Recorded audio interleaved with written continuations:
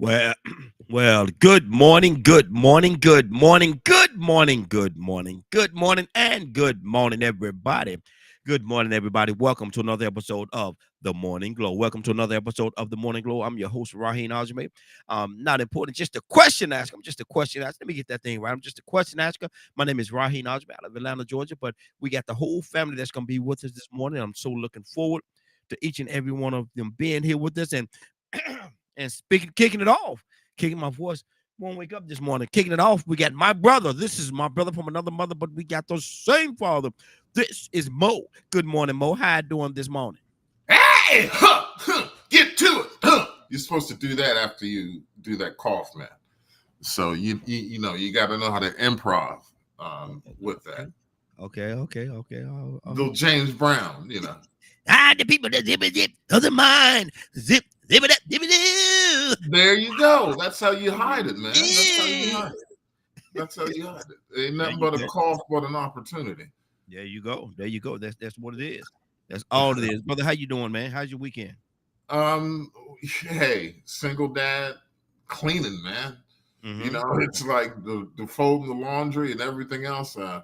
I so miss my departed wife, ex-wife, but we were getting together before we lost her, and just dealing, with single dad with his sons. Mm-hmm.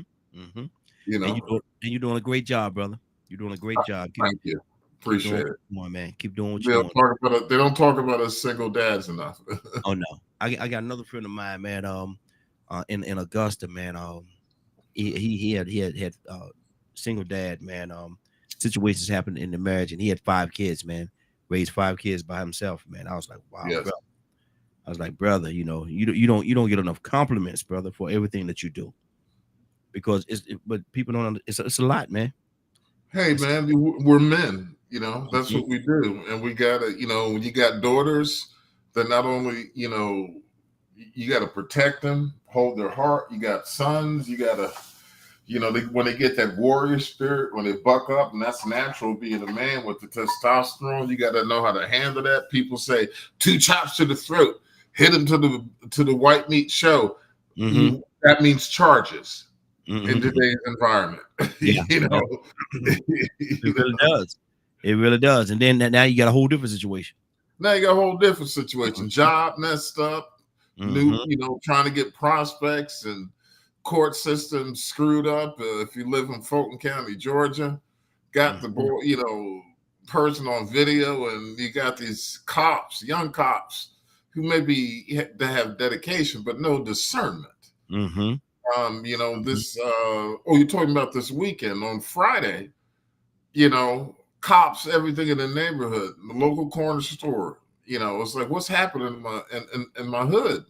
Po Mhm. Freddy blows up. I'm on the news with that from a gas main leak, not their fault. Family restaurant gone.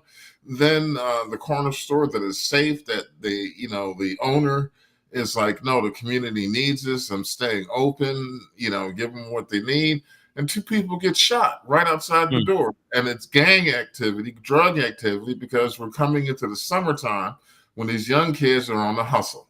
Mhm. They're trying to get that money. The parents are doing the best they can, but they ain't doing it. They want instant gratification, the pornographic pursuit of the now.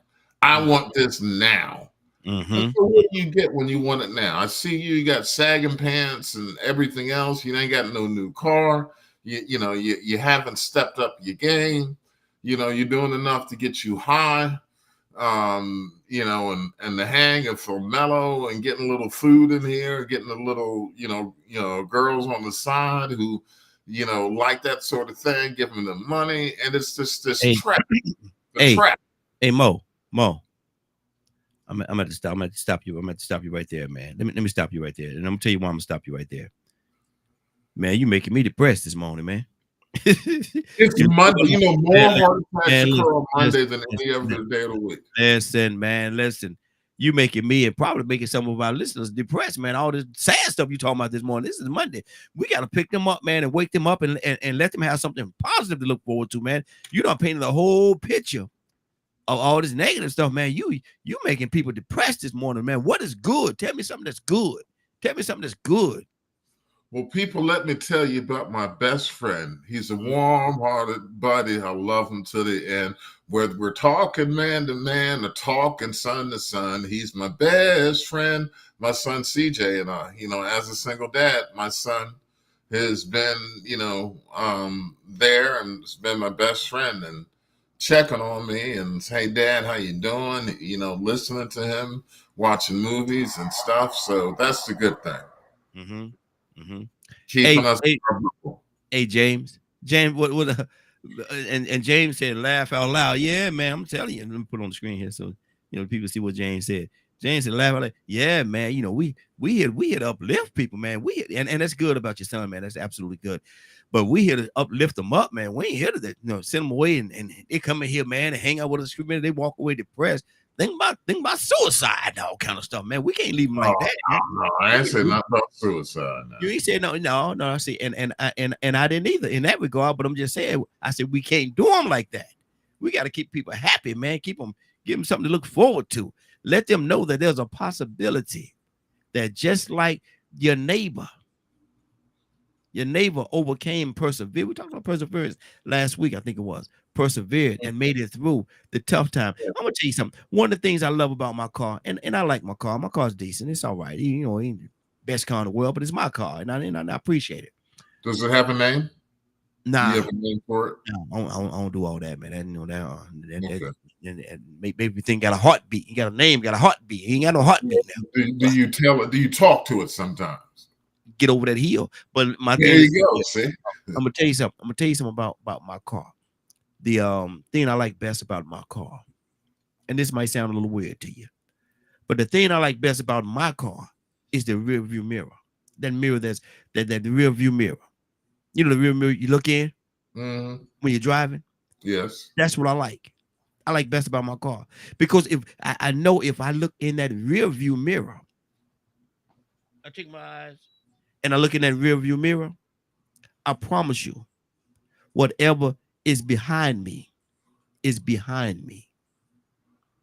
Pain, suffering, whatever it is that is in my rear view mirror, I'm not going to turn around. I'm not going back to it. I'm not going to hold on to it. I'm not going to let it occupy my mind, my body, my soul, and my spirit. I'm not, because it's behind me. It's in my rear view mirror. And that's why I love my rear view mirror, because that's hard to say, rear view mirror. You say it a lot of times, you might get tongue tied. But my thing is, that's why I love that rear view mirror, because all that stuff is behind me. May I say something? I've driven off and I've left it. I left it right there where it is. Yeah, you can say something. Yeah.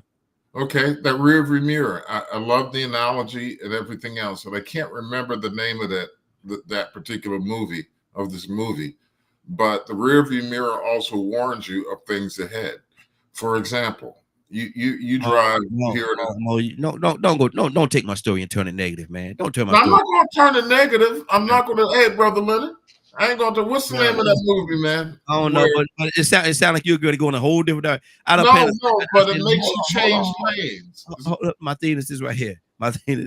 I'm trying to get people, like I said, some positive and a positive outlook, man. And it sounded a little bit like you're about to go to the. Go ahead, don't say what you're gonna say, brother. Yeah. When you're driving on the road, especially here in Atlanta, knowing that the stuff behind you and the rearview mirror is there, you do not follow behind the truck. I mean, the truck that has the logs on it. You move over to the next lane and pass that truck. Am I right, Brother Leonard? You've seen that movie. Am I right? You don't want no accident. Just, I see what happens in the rearview mirror. I'm gonna move to the next lane and pass this truck with the logs on it. The movie you're talking, your movie I think you're thinking of, it, Final Destination. And yes. See how that thing works. But you again, why are we gonna talk about death, man? We're gonna talk about people. That's not death, man. That's like avoiding. If that log come off that doggone truck and go through your car and hit you in your car, you're gonna die. No, that's it. Now, come on, man. If that law, what's the purpose of you? Hold on, Mo. Now listen to me. What's the purpose of you talking about that law? It's because you talked about the rear view mirror, right? Okay. Yeah. Okay. What's behind you? Okay. So you look at what's in front of you also, and if you see one of these trucks with them logs on it, change lanes and pass the truck because Wow. you've seen what is behind you before, and you don't want the log or have that opportunity or a chance, so you gotta dip and dive. What's gonna happen? What's gonna happen with the log? What? I'm asking you. What's gonna happen with the log though? You say you don't want to take. I don't care. I don't want to be anywhere near the log.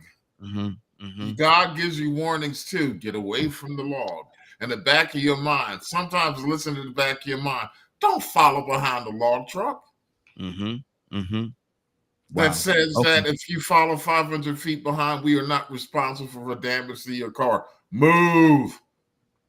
Okay, Mo. Okay, Mo. That's the direction you want to go in. And okay, Leonard. Good morning, sir. How you doing this morning? Good morning, Raheem, and the Morning Glow family. Leonard, well, first of all, I know. Good morning. I got to give you the preview because all I know is somehow in less than 10 minutes, you and Mo is going at it. What could be so? What question could be so heated? Good morning, Mr. Bird. We're talking this morning, man, and I told Mo, and you're gonna go back and look at it and laugh.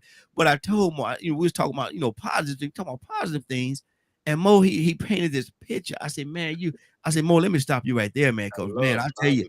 You making me depressed, man, and I'm sure you're probably making some you're talking about all this horror, so you're making some of the listeners depressed. And then you look at the chat on the side, and you can see what James said, laugh out loud, because he was laughing at what I was saying, because and James, if you're available, call in, brother. I want to hear you. I don't want to speak for you. Call in. You know the number 508-924-3521. I said, brother, you making everybody depressed, man. Talking about suicide. He said, I ain't said nothing about suicide. I said, no, you didn't say it. I didn't either. But you painting a picture. You got these people depressed this morning, man. Come on. And that's why we got into the story about the rear view mirror, because that's something positive. And then he took that story and started talking about a log on the truck coming off the truck, Final Destination. And you know what the movie I seen Final Destination 1, 2, 3, and 15. They had about 30 of them, and all of them was surrounded by death. Death coming back and getting you. You can't escape death. Death's gonna come back and get you. That was the premise of that movie. You cannot. And that inspirational message was brought to you by Mobar. Exactly. That's right. Exactly. I must say, and it's Mo Barnes with its subsidiary brand of the African Sausage Company, bringing African sausage to this country for more than 400 years. Oh, Mo, calm down. The whole thing around that movie was you cannot escape death. Death's gonna come back and get you. Well, I actually turned off the movie after a while. And you gonna refer to the movie that you didn't even look at. God almighty. No, I saw it. Hold on. Let Leonard talk. Hold on, Mo. Let Leonard talk. Leonard, go ahead, brother. I mean, can we just pick up from Good Morning? Yeah, let's start there, man. Please. Now, propose to me the same proposal that set Mo on fire. No. Leonard, you saw me.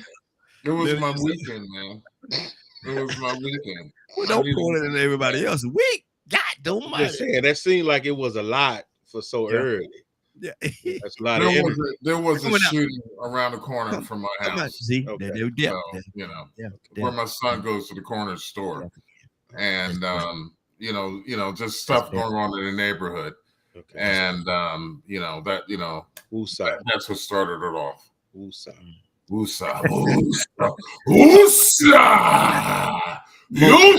Mo.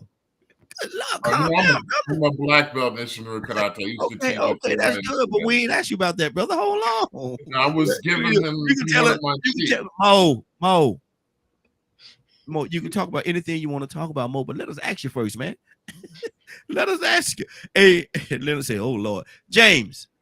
Good morning, sir. How good morning, y'all. Hey, James, I'm gonna ask you this question, brother, and James, I know you're gonna be honest. I know you are. So I was gonna say tell the truth, but I already know. James, was that a little depressing to you, brother? Was that a little depressing hearing that? Oh, yeah. Whole lot. A little bit. A whole lot. God almighty. Hold on, I'm trying to get my therapist online now because y'all hurt me. Mo, Are you gonna talk over everybody every time somebody say something more? No, I'm trying to get my therapist. I'm on. Okay, well, go ahead. You ain't gotta say it out loud. Go ahead and do it. Go ahead and do it. I'm joking. I know you are. James, go ahead, brother. Yeah, and like you said about truck, I drive truck every day. Mm-hmm. You know, so I done seen a whole lot in the front, side, and back. Mm-hmm. Mm-hmm. Yeah, I like what you said about the rear view mirror. That's true. Mm-hmm. Was that was that a little more enlightening than the death part, than the death? Oh Lord, Jesus! Conversation we had this morning. You better stop calling them. A whole lot. I was asleep, but that woke me up. Mm-hmm. Wow, yeah. Boy. And see, my thing was, and I just wanted to know, because I know you was listening. Go, you usually come on soon. We come on, you be there, and I appreciate you, brother. I really do.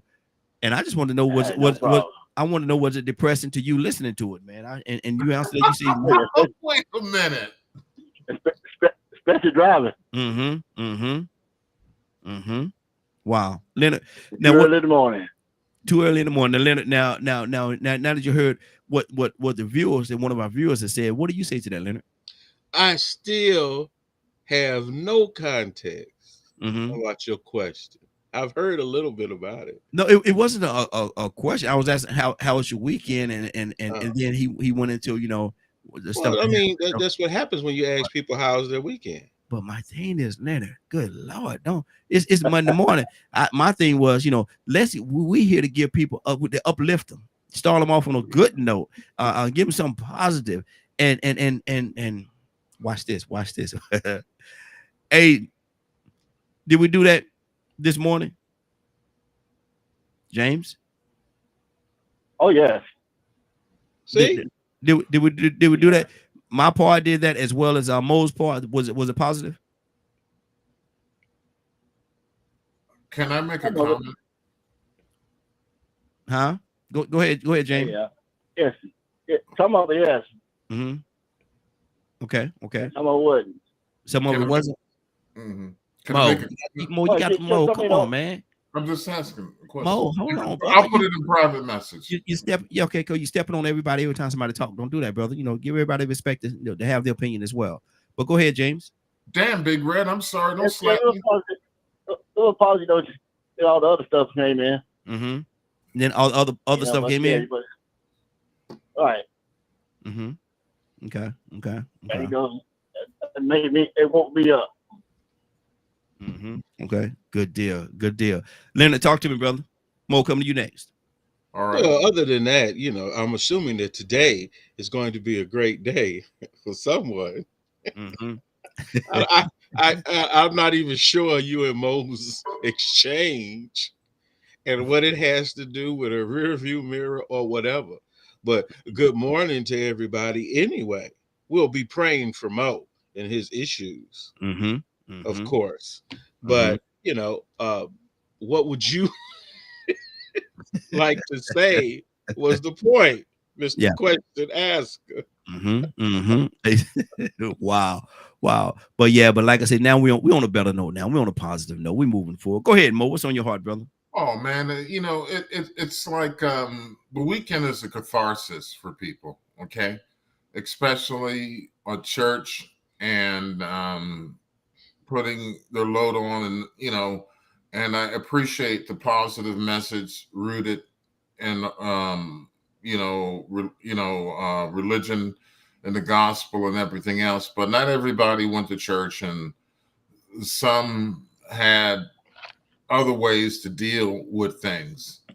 And I don't think I think I've mentioned it to you before. I mean, one of the people, Tom Joyner and J. Anthony Brown, got in trouble with this whole same subject of slaves dealing with the troubles and stuff and everything else. And so the first slave stand-up comedian was Kunta Shecky Green. And he would come out there and go, how are you? How are you? How are you? Hey, is this chain on? And I see you have a captive audience here tonight.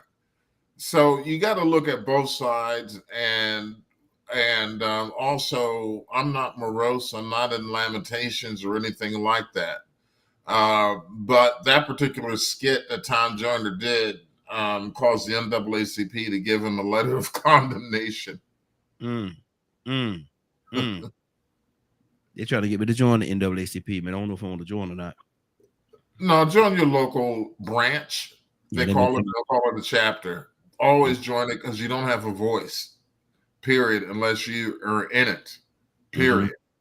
You can criticize, but if you don't get involved, then you don't have a voice. But see, my thing is, and I may look at this thing a little differently. I don't have to be a part of another organization in order to have a voice. I think we already have a voice. It will probably add to the voice that we have, or we may add to their voice as well. But it doesn't mean that you don't have a voice if you elect not to join an organization like that or others. I think you still have a voice. You always have a voice, but when you have 5,000 voices acting together on a local election for a school board person and maybe against that school board person, then that voice united becomes more powerful. You have to have a united voice. You can't do it all on yourself. Otherwise, you're just a loner with a voice. Okay. Let me ask you this question. As powerful as this man is, and love this brother, man. Obama, Barack Obama. If he was not a member of an organization, NAACP, whoever it is, he wasn't a part of the organization, but he came to a meeting about whatever it is. Do you think, and 5,000 people, sticking together doing this thing, do you think that him being who he is could go there and make his comment and it would be more impactful than the 5,000? Are you talking about President Obama or just Obama? Well, Barack Obama, I don't know if there was two. I know. Okay, so let's talk about, I'll mention something. And the fact of the matter is, yes, it did happen. He was an organizer in Chicago and organized the voices and changed stuff that was happening in Chicago. Okay. And then he later became senator and then president. That's not the question I asked you though.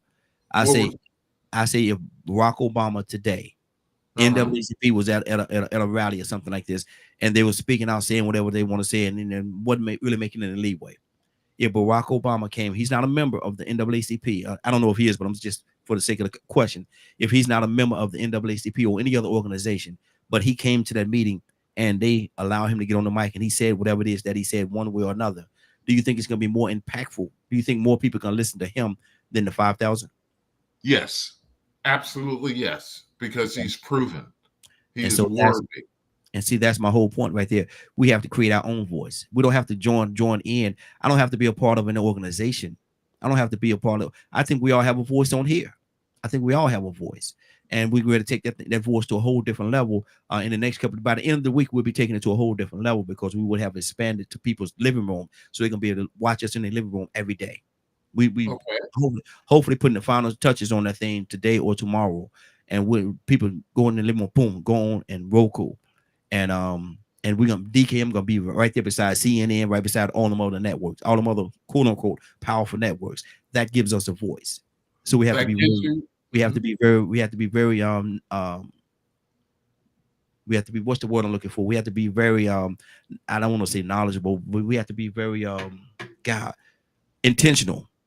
Lack of a better term, intentional as to what we put out there, and we have to be responsible for what we put out there because our voice is going to be heard in a much larger scale.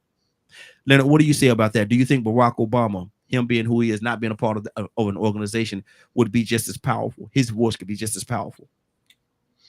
Well, I think I just don't think about him like that in that context. I think about the fact that what he represents is what speaks louder than anything. He represents a collective when he speaks, not himself, which is why he has a great appeal. And because he's done the work that he's done, he's able to have that impact because he knows what it is to organize. He knows what it takes to make a change. He knows exactly how to do it. So he's a professional. He's what people, academics would call a transactional or a transformational type of leader. There you go. And so he's able to do that because he knows where it's at on the grassroots as well at the top of the level as well. So he's far more impactful. But, I'm going to let you continue down this road to see how far you want to go with it before it becomes a bit controversial. Well, I don't know if it'll even become controversial because and this is gonna be something I'm about to say right now that a lot of people are not going to like. It's not gonna be a popular thing to say, but Trump has the same impact. There's a lot of people that would believe anything that this man say, and we know who he is. We know who he is, and we know what he represented. It's certainly not the same thing or the same level of moral ethics, values that Obama has. It's not. Well, the difference is what he say. You can have a well-known fool say something, and he's well known, and people listen. But what we're talking about is fools following another fool. So the standards are extremely low. But is the impact of what he say? Yeah, I hate to say it, the same in a different. It can't be this. A lot of people like to say same and different at the same time. Not sure about that, but it's definitely a call to those who support him. The dynamic is the number of people that support the type of character he has, and those that support the type of character that Obama has, and the statements he makes is completely opposite those statements that a Trump would make. Yeah, absolutely. So it's not the same conversation. And for you people who want to say they're the same and everything's the same, no, you're ignorant. Next. Well, my thing is this, and you're absolutely right. It's not the same. You're going to go to Motul. It's not the same, but I'm saying the impact of people following what he say is the same because of the fact that people, this guy got 34 felony convictions, and they're still talking about he's the best candidate for president. He's the one I'm gonna put my vote behind. I'm gonna do it. Come on, man. But that's what is it gonna take for you to see this man don't have your best interest at heart? Go ahead. It's not about their best interest. That's a whole different conversation for those on that side of the coin. It's not about best interest at all. Should it be? It should be, but it's not. Okay. Best, positive, what's great, what benefits the majority of the people. That's not his message. At all. No. So his message appeal to those just like him. And you can refute it all you want and blah, blah, blah. Like I always caution a woman that all men are dogs. Then inadvertently, that would kind of make you a bitch, wouldn't it? Hey. So you have to be careful about what you say, how you say it, because it may mean something to different people. Yeah, trust me now, you like to fish. Yeah. And you put the bait on there and you throw it out. Yeah. You don't know what's going to come back. But Leonard, you know what though? But you know what though, Leonard? I feel so good. I know something is coming back though. But sometimes you throw something back. Yeah, I put it back in the water. Exactly, because it wasn't what you wanted. That's the way you have to look at it. Bait. Bait. It's a huge academic term. Bait and switch. Bait and switch. Yeah, it's a marketing strategy. Is that what Trump do? Bait and switch. Pretty much. That's what a lot of them do. That's why everybody that used to be with him ain't with him no more. A lot of them locked up. They can't be with him. Exactly. A lot of them locked up. Go ahead, Mo. What's on your heart? A lot of them locked up. Well, I'm not going to get into it, and this is not a advertisement necessarily. For my undergrad studies at Morehouse. Studying political science, but meeting the people that we did. And one of the things that Leonard said, that a very well-known diplomat, he's called the Jack Bauer of the diplomatic world, and many people don't know who he is, spoke to us. And he talked about a transformative figure. And the transformative figure, it doesn't matter where you're at, whether it's here in the U.S. or even in the Middle East. it's to the point where I had asked him a question about, what if they decided the Gazans are going to be nonviolent? And he said it would take a transformative figure like a person like King rising out of that. But like what happened this past weekend, I don't know if the audience is caught up on the news, to rescue those 4 Israeli hostages. They killed 200 people, mostly women and children. Okay. So when we look at a person like Trump, who's transformative within the ideology of his party, all the things that goes into that, and we look at a transformative person, we can't necessarily say that Biden is transformative, but we look at a transformative person like Obama. Obama was transformative, period. He changed the direction. And because of the oligarchy in the Republican Party, they fought it every inch of the way. They even stated, what's the guy who looks like the turtle? Mitch McConnell, is it? Mm-hmm. I don't know, brother. Mitch McConnell. He said, we're going to fight everything that Obama is doing. That's their duty as Republicans.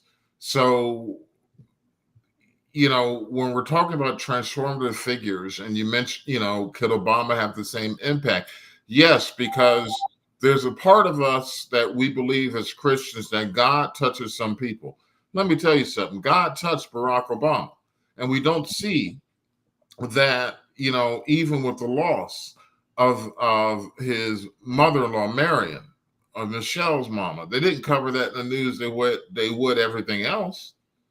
I mean, this woman was the grandmother who helped raise those kids in the White House, who told Michelle Obama, don't be yelling at that man and throwing the stuff out on the front lawn. You trying to make him lose his job? I'm joking. That was a stand-up comedian who said that. Mm-hmm. But it was the Black grandmother who was there, the Black mother figure who helped guide them through all their difficulties, everything. Come on. Your teen daughter is out and she's smoking not a joint, but a cigarette. And every news organization is out there looking at her, looking at what she's wearing and everything. And you're trying to make them, give them as a best life as possible. What more? So, within our life as Black folk, could we ask from these people? No scandals in the Obamas. Ain't no, he turned in everything. Even it's like, come on, girls, give up the coloring books and the crayons. You can't keep them. They're all gone. Mm-hmm. And I'm not saying, no one said Obama kept any secret documents. Mm-hmm. Wow. And I think that's important that we start looking at not painting in such broad strokes about everything, especially with transformative figures, but looking at the excellence. Don't let the perfect defeat the good. You're what Obama said that, and he quoted somebody else was saying that. With your next step, don't let the perfect defeat the good. Mm-hmm. You eat your elephant. How do you eat an elephant, Raheem? One bite at a time, I was told. There you go. Mm-hmm. There you go. That's good, it for me. Toussaint, good morning, sir. How you doing this morning? The wise man. Somebody said, what are you talking about?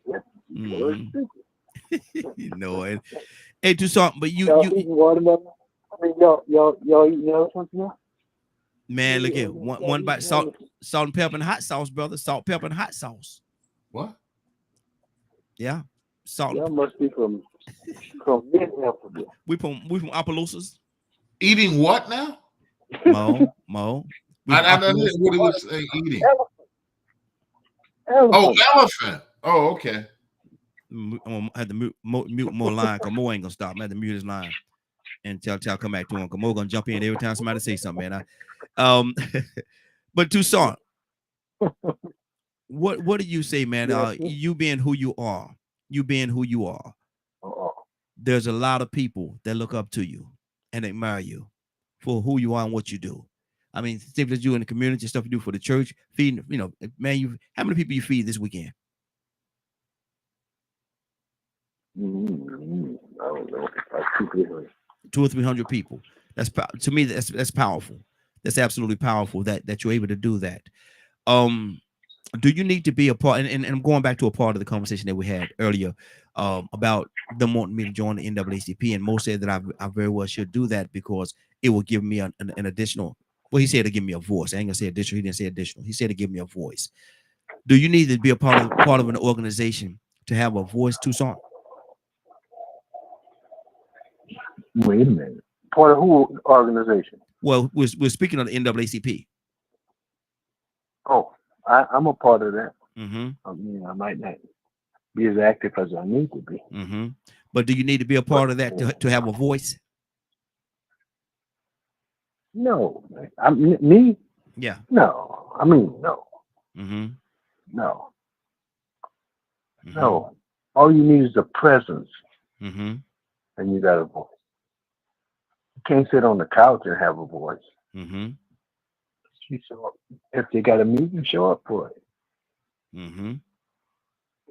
At least you'll have an opinion. They'll let you say something. Even if they just let you introduce yourself. Mm-hmm. They'll do that. Mm-hmm. But what you saying? I got to be part of somebody or the NAACP to have a voice, or who? What you saying? Well, I understand what he was saying, and he wasn't saying anything wrong, but he was saying that you have to be a part of NAACP because it'll give you a voice. Because I see they've been after me for a long time. They just sent me something last week about joining and this and that, and I just never did it. Not that I didn't want to join, I just never took the time to do it. But he was saying that if I did join, it will give me a voice. And I said, well, I don't need to be a part of it. I don't need to be a part of an organization to have a voice. I already have a voice. We have a voice. Okay, let me just say something. There's no discredit to the NAACP or any entity, but just sitting around drinking coffee and Coke and cookies just because so you can say you could have a meeting. We need to be doing a little bit more than that. Mm-hmm. I'm just saying. Is that counterproductive? It depends on what it depends on the charter or the chapter or charter or whatever, the area that you're in, because some of them, and here, let me say this. I know some NAACP. I guess it's the charter chapter, whatever it is. They don't have but a few men. Mm-hmm. Mm-hmm. And then, and no disrespect, and I appreciate it because it's always been like that. But they got more Caucasians in there than us. Mm-hmm. And I'm saying to myself, what the world is really going on right here? Mm-hmm. Who y'all represent? Because and I don't know what. Be like, who y'all represent? But exactly. My point is that okay, you got a voice in there, but the agenda of the chapter charter, however you want to call it, I don't know. It depends on who you got there. They got a different agenda that ain't got nothing to do with the real purpose of the NAACP. Mm-hmm. So all you got a voice in is of what you might want to see done, but they got so much other things that's being done that don't mean a bunch of nothing. Mm-hmm. That you're like, I didn't know the NAACP was like this. Mm-hmm. But that's not. I said that because that's no discredit to the NAACP because they have a purpose. But we've gotten, just like every other entity, we've gotten so far away from the focus of what we're supposed to be doing. All we're really doing is gathering on a monthly basis or whatever. Every time we got a special call meeting, and doggone, we eating more than we doing anything else. Wow. Tickets. Yeah, exactly. Leonard, what? Myself, come on now, we got to be doing more than that. Mm-hmm. I'm just saying. Yeah, exactly. I got a voice right here. Yeah. I'm just, without all of that, I got a voice because my voice is silent because I don't like talking. I like doing. Yeah, that's it. That's it. That's how I use my voice. I do it. Leonard, what do you say to that? He said he have a voice, and it's not all about speaking out. He says all about his voice is more on the lines of action. Is some of the organizations voiceless in regards to action? No, it just depends on what's the mission of their organization. I tell a lot of people, a lot of folks, and I'm just gonna go ahead and throw the rock. A lot of folks just want you to do stuff their way. And you gotta do nothing your way. That's why you go find out what somebody else is doing, and you'll find out what impact you may have. Now, Tucson is a pastor. He's leading a group of people. That's his scope in that area. So one, he talks to them about getting things done. I know one lady, her car used to stop here in my neighborhood. Yeah, I can push it by myself, but I'd rather have some help. Yeah. So if you're gonna do something, I tell people get in where you fit in. A lot of people just like to sit around and criticize. I think that's what Tucson is more on that line. He'll go do something. He just ain't gonna sit around and talk about, I sure wish somebody did this. I'm not gonna mention nothing to you I wouldn't do myself. Matter of fact, if I want you to do something, you probably gonna see me doing it. You know what I'm saying? That make a little bit more sense, right? That's the example of style. Let's do this together. People can be great all they want to, but 1 point rarely wins the game. You need a whole bunch of points. Mavericks ain't have enough points last night to win. They had a lot of points. They had a lot of points, but they didn't have enough to win. They fell short. They fell short. Right. So at some point, folks, it's not that we don't have image. It's not that folks are smarter or better. They just better organized than you. And one thing about some people is they hate organization, and that's why their lives is in chaos. And they try to put that on everything, and they take it where they go. All types of bad habits. So the collective is for your benefit. That your elected representative don't just represent one person. They represent everybody in that district. Guess what? They even represent you if you don't vote. How about that? Just because you live where you live. Yep. What they say and they input determines the resources that come to your community. And speaking of that, Leonard, we bypassed. We kind of got a little sidetracked this morning. We didn't do our political talk. What's going on in the political arena this morning or this week? Well, the same old thing, something unheard of before, like y'all president got to go holler at his probation officer today. Wow. Think about it. He got to go talk to the probation officer for pre-trial, for pre-sentencing. Ex-president, yeah. He can think about that. That's a conversation that's never been had. 34 count convicted felon president got to go holler at his probation officer today. Prior to being sentenced, because y'all know he gonna mess this probation up, right? Oh yeah, absolutely. Probably messed it up already. When he walk in the door, he gonna mess it up. Right. When he walk in the door. That's what this is about, because this is uncharted territory. I mean, if some of you was around, you older folks, definitely call in and talk to us about how you felt when Nixon was facing his issues. If we have some listeners that old. Talk exactly about how that occurred.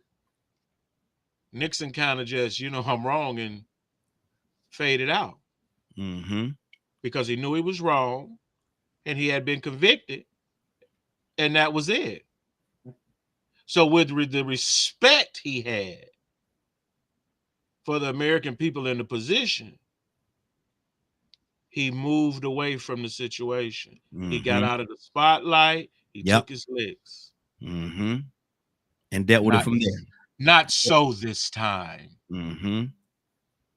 So that's going on, which is very brand new, and of course, it's a lot of conversation. But we also have to look at other things on, like Mo mentioned about, the conflict in Israel. Mm-hmm.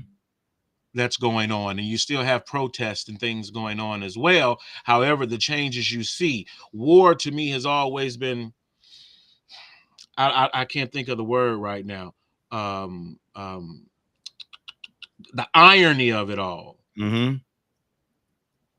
We at war, but in order to keep our war going, we'll let you bring some food to the people. Mm. We'll let you do, but you're still at war though.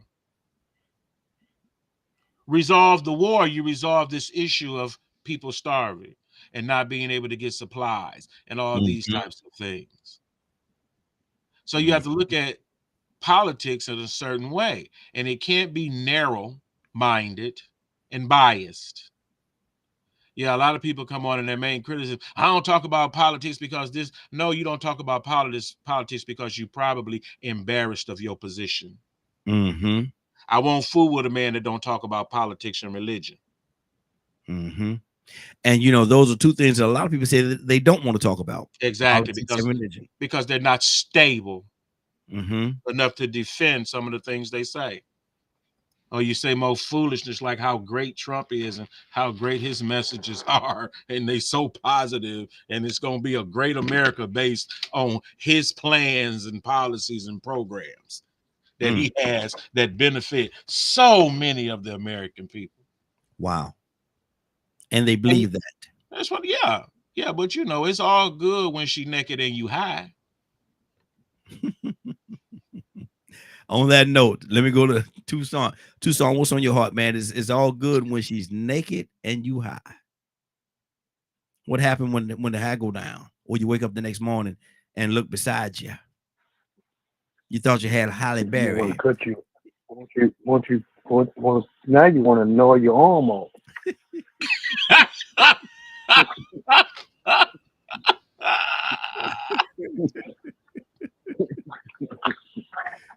Wait a minute, that's a man. She looked like Shrek. Some of y'all go wake up and realize it's a man. Good Lord. Well, no, we got a problem now. Somebody dying in here. Like I love it. She like ready to sing the Hakuna Matata. My God is the monkey and he's a girl.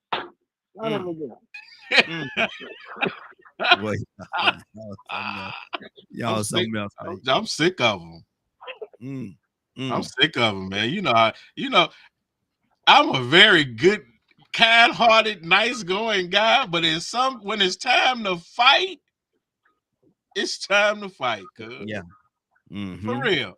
You ever had somebody just say so much to you that if they don't get out your face, you let them know, if you don't leave me alone, I'm gonna hit you in your face. Yeah. Look at this your last warning shot. Go on about your business. I don't want to hear nothing else you got this. I would listen, but I've given you a chance, and you still the same fool that started this conversation. Wow. I'm good. We're gonna switch up out of this right here. We're gonna Lord have mercy. Look at and start talking about nothing and trying to prove it. And getting loud. Prove nothing. You ain't talking about nothing. And you're trying to prove nothing. With a plain old dry, dumb conversation that don't make no sense whatsoever. It only sounds good to you and the people you hang with. And all of y'all sound alike. And it's foolish. But you're standing on foolishness trying to prove truth. I got a topic for y'all this morning. I got a topic. Be stupid. I'm sorry. No. Go ahead. Go. No. Finish your thought, brother. I got beside myself. No, finish your thought. I got beside myself. I'm just tired of stupidity, trying to be smart. I mean, we are. What did y'all say? The candidate, the ex-president, candidate for future president, has to see his probation officer. Yeah. What the heck are we doing? Where we at? Well, you know, he got good laws and he got good policies. Policies? Come on, let's not talk about policies. Let's start the conversation again. He's going to see his probation officer this morning. Well, you know, let's stop the conversation. Yeah, because I could be. It's a Monday today too, so I'm especially ugly on Mondays. Start off the week. You just got out of church and saying hallelujah, and now you're stupid. I'm just saying. You ought to realize he the one driving the fancy car, wearing the fancy suits, and you on your knees in the alley. Hold, mama. Let me we're gonna switch it. We're gonna switch it up, and I'm going to go to Annie from Mississippi. Good morning, young lady. How you doing this morning? Good morning. Great morning. God morning. I'm gonna ask you the question that we were just talking about. How do you feel about your ex-president, 45, having to report to his probation officer this morning? What does that say about where we are as a country? He's running for president now, but he got to report to his probation officer this morning. It's ludicrous. America, like I said before, have dropped the ball. We've lowered our standards. We have forgotten about values. We've forgotten about, what it takes to be a leader, especially a leader, with that much power to be over the entire country. We have dropped the ball. It's sad. It's really, really sad that people are still chanting for him to be the next president, and it's just sad. The morals are gone. Everyone is going through the motion right now, and it's like a crazy place. The values are not there anymore. When it comes down to certain people with certain money, supposedly, the morals, they always come down. The standards are dropped. But it's sad. Can you imagine if it was any other president, especially Barack Obama, that were doing all this craziness, all this crazy stuff? From the moment Barack Obama became president, all he done was try to prove himself to people, trying to prove himself. He done went above and beyond my expectation, and many of theirs as well. I mean, the insurance that he put in place for people, for low-income people, is still being used today. And all this man done was cause chaos. All he done was lie. All he done was try to get Russia, to get everything all kissing up to that man. It's just sad. It's just sad. We have really lowered the bar on being a leader. So, if we can look beyond what he do and let him do what he want to do, okay, why are there fellows out there in jail that that can't vote? They have been to prison for selling something like dope, but you can't vote. Why is that? Yeah. Why is there people out there who didn't commit a murder, who didn't commit, who didn't kill anybody, but they yet can't vote? The morals and the rules change when it comes to certain people. And it's really, really pathetic. He wants to get up in that office again, and he wants to get rid of everything they done to him. He already said he's keeping a list of the people, keeping a list of the judges, everybody, fake news. The other day, he told the biggest lie, the biggest thus far. He said that he wasn't the one that said lock her up. When he was interviewed by one of those Fox people, he said, I didn't say that. Never said that. I never said lock her up. And he was the one that started the whole lock her up deal. Yeah. And he said it wasn't him. He said, I never said that. Never said that. All he do is lie, and they just, okay. And it's sad, Raheem. Good, and it is. Cassandra, good morning. How you doing this morning? Cassandra Alexander Green, you there? Cassandra, wake up and go to sleep. Wake up and go to sleep. Cassandra, are you there? I'm here. Okay, good deal, good deal. What do you say about that, man? On 45 have to report to his probation officer this morning. 34 convicted felon, 34 times. He's running for the president of the United States of America, what they say is one of the greatest countries in the world. He's running for the president, but he have 34 convictions and got to report to his probation officer this morning. Cassandra, have we lost our vision? Like Andy said, have we lost our focus? Are we off track? Off track.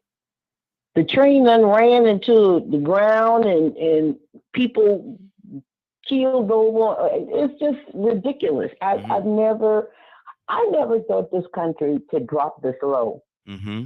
And then they always talking about, what people do and how, great the country is. Those are the people that bother me the most right now. Mm-hmm. The people that are pushing this man to be, again, the president of this country with no thought for what he has done. The convictions that he has had, mm-hmm. all of the stuff he got still coming up, it's like none of that matters. It's mm-hmm. like, how could that not matter? And you're supposed to be over an entire country. Well, Cassandra, I'm with Annie. I'm just like, I'm stumped. Well, Cassandra, the people in his camp and him, he said, this is just a witch hunt. They're out to get me.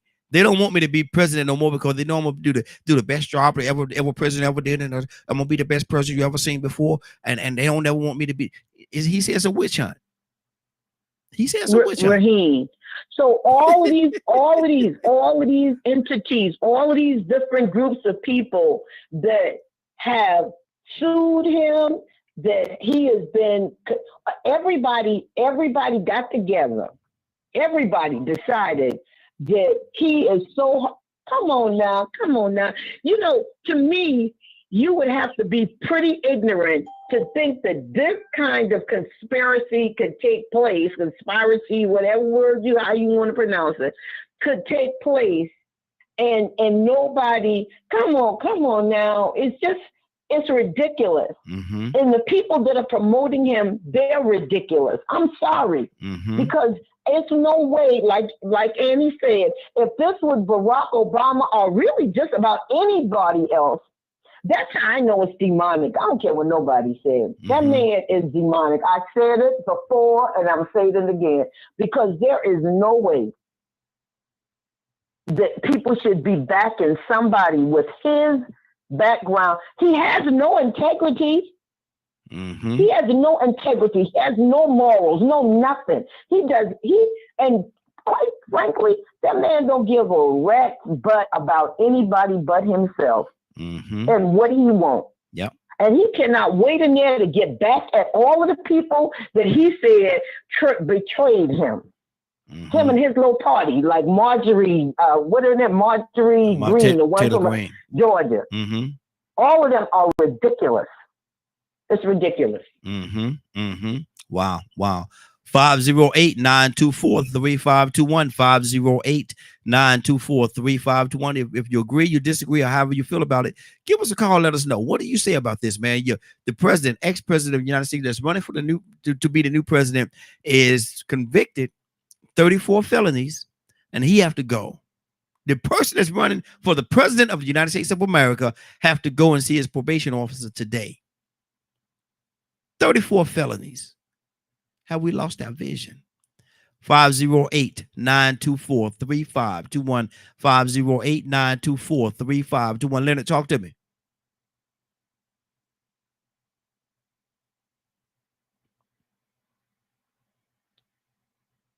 Leonard? Did we lose Leonard? Let me see here. We might have lost Leonard. It's on camera. There you go. Leonard, okay. Leonard, you okay with him? You coming back now. Something happened with loading the site or something like that. Oh, But okay. it's exactly right. I like how Miss Cassandra put it, and that is a common consensus of individuals who are looking at this from a what's best for all Americans point of view. Biden is fighting for Americans.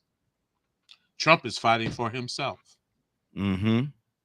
He just wants revenge. He wants the ability to do whatever he wants, when he wants, and how he wants, to whomever he wants. He just wants the power. Nothing in the form of what's best for this nation at all. I remember prior to his first elections and in the events I was speaking on and things of that nature. Imagine if America was put on sale. He would be the auctioneer. Just to put money in his pocket. He wouldn't question the fact that dumping water in the oceans was killing people down the road, poisoning the rivers, allowing pollution. Because he doesn't care. Yeah. He don't really care. So we have to understand that this is what is at stake. This whole thing on wanting to stick your chest out about somehow you believe that everybody else needs to be punished and treated poorly except for you, and for some reason you think you're gonna get the payoff and he gonna be your friend. It's false. Like I say, you personnel, you struggling to make ends meet, doing the worst things you ever could do while he driving in the Cadillac around them corners making sure you at work. You see the references I've been drawing all morning. And I like how Cat Williams put it. Yeah, we gonna change the world while you getting on your knees and pulling his zipper down. That's what you look like supporting Trump. Wow. A whore. Hey. And you'll serve the devil just because you don't want to see nobody else treated better. You don't want to see nobody else successful. You don't want to see Black folks get college educations. You don't want to see those initiatives supported by diversity, equity, and inclusion go anywhere. You want to destroy the Office of Civil Rights, which sits in the Department of Justice to protect certain African Americans from certain types of harassment, disenfranchisement, and discrimination. And you walk around here black as pitch. You's a fool. Wow. That's what the old folks used to call you, a fool. Yeah, he beat you up and he did this and he left you and he had a baby with somebody else and you still back with him. That's what y'all look like. Wow. How do you all feel about that? Is there any truth in that? How do you feel about that? Like I'm trying to prove a point that's dull as hell. Hey. Don't make you ever sit and listen to them? Give them the benefit of the doubt once, just once. Can't listen to them long. And listen. And if it don't bother your spirit, then you on their side. That's all it is to it. Everybody else doing it. Everybody else doing it. You want to be popular. You want to wear your little red hat and everything. We used to have this saying, if the light on, business is open. A lot of people who maybe ain't been nowhere don't know what I'm talking about, but back in the day, turn a little red light on. Little red light, yeah. Little red light on the porch. Up. And in Europe, we used to ride around and that little red car that's pulled over on the side of the road. That means she open for business. With the light on, she open for business. Go on in. So you have to determine, is that who you want to be? Is that who you want to be? Is that who you want to represent you? Or are you just that hateful inside? That you trying to find a bigger hater to stand behind? Because you want to see it all go up in flames. That's what some people want. Some people want that. So they prophetic justification for Trump can make sense. You know, you got a lot of people, they prophetic justification. Prophetic justification makes you say stuff like black folks should have been slaves. It's God's will. That's prophetic justification. The devil is a liar, and I hope you get hung from the steeple. Wow. Stay right there. Stay right there. Let me go to Tucson. Then we're going to switch up. We're going to go to the ladies. Tucson, what's on your heart, brother? You know what it reminds me of? Look, it reminds me of when you say, Master done got us a new mule.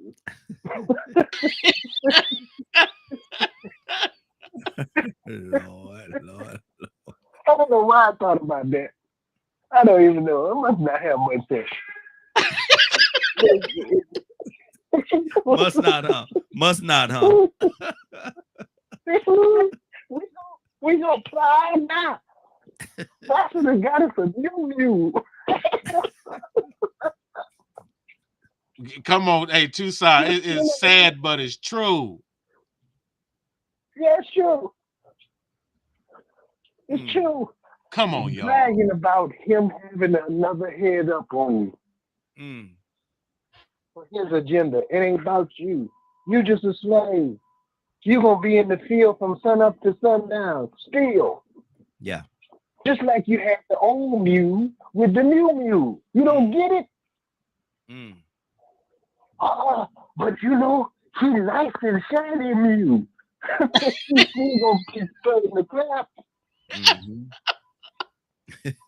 Lord. You gotta speak gently. I'm only smiling, grinning. And you know that, you know, he better than Master Billy. What? On the plantation. What? Okay. He make me smile. He make me smile more. He's still raping you. I don't know why it just get me. Because it's like I can understand people that have had an agenda to bring you down for years, and you know it and you see it, and it's clear that they don't want you.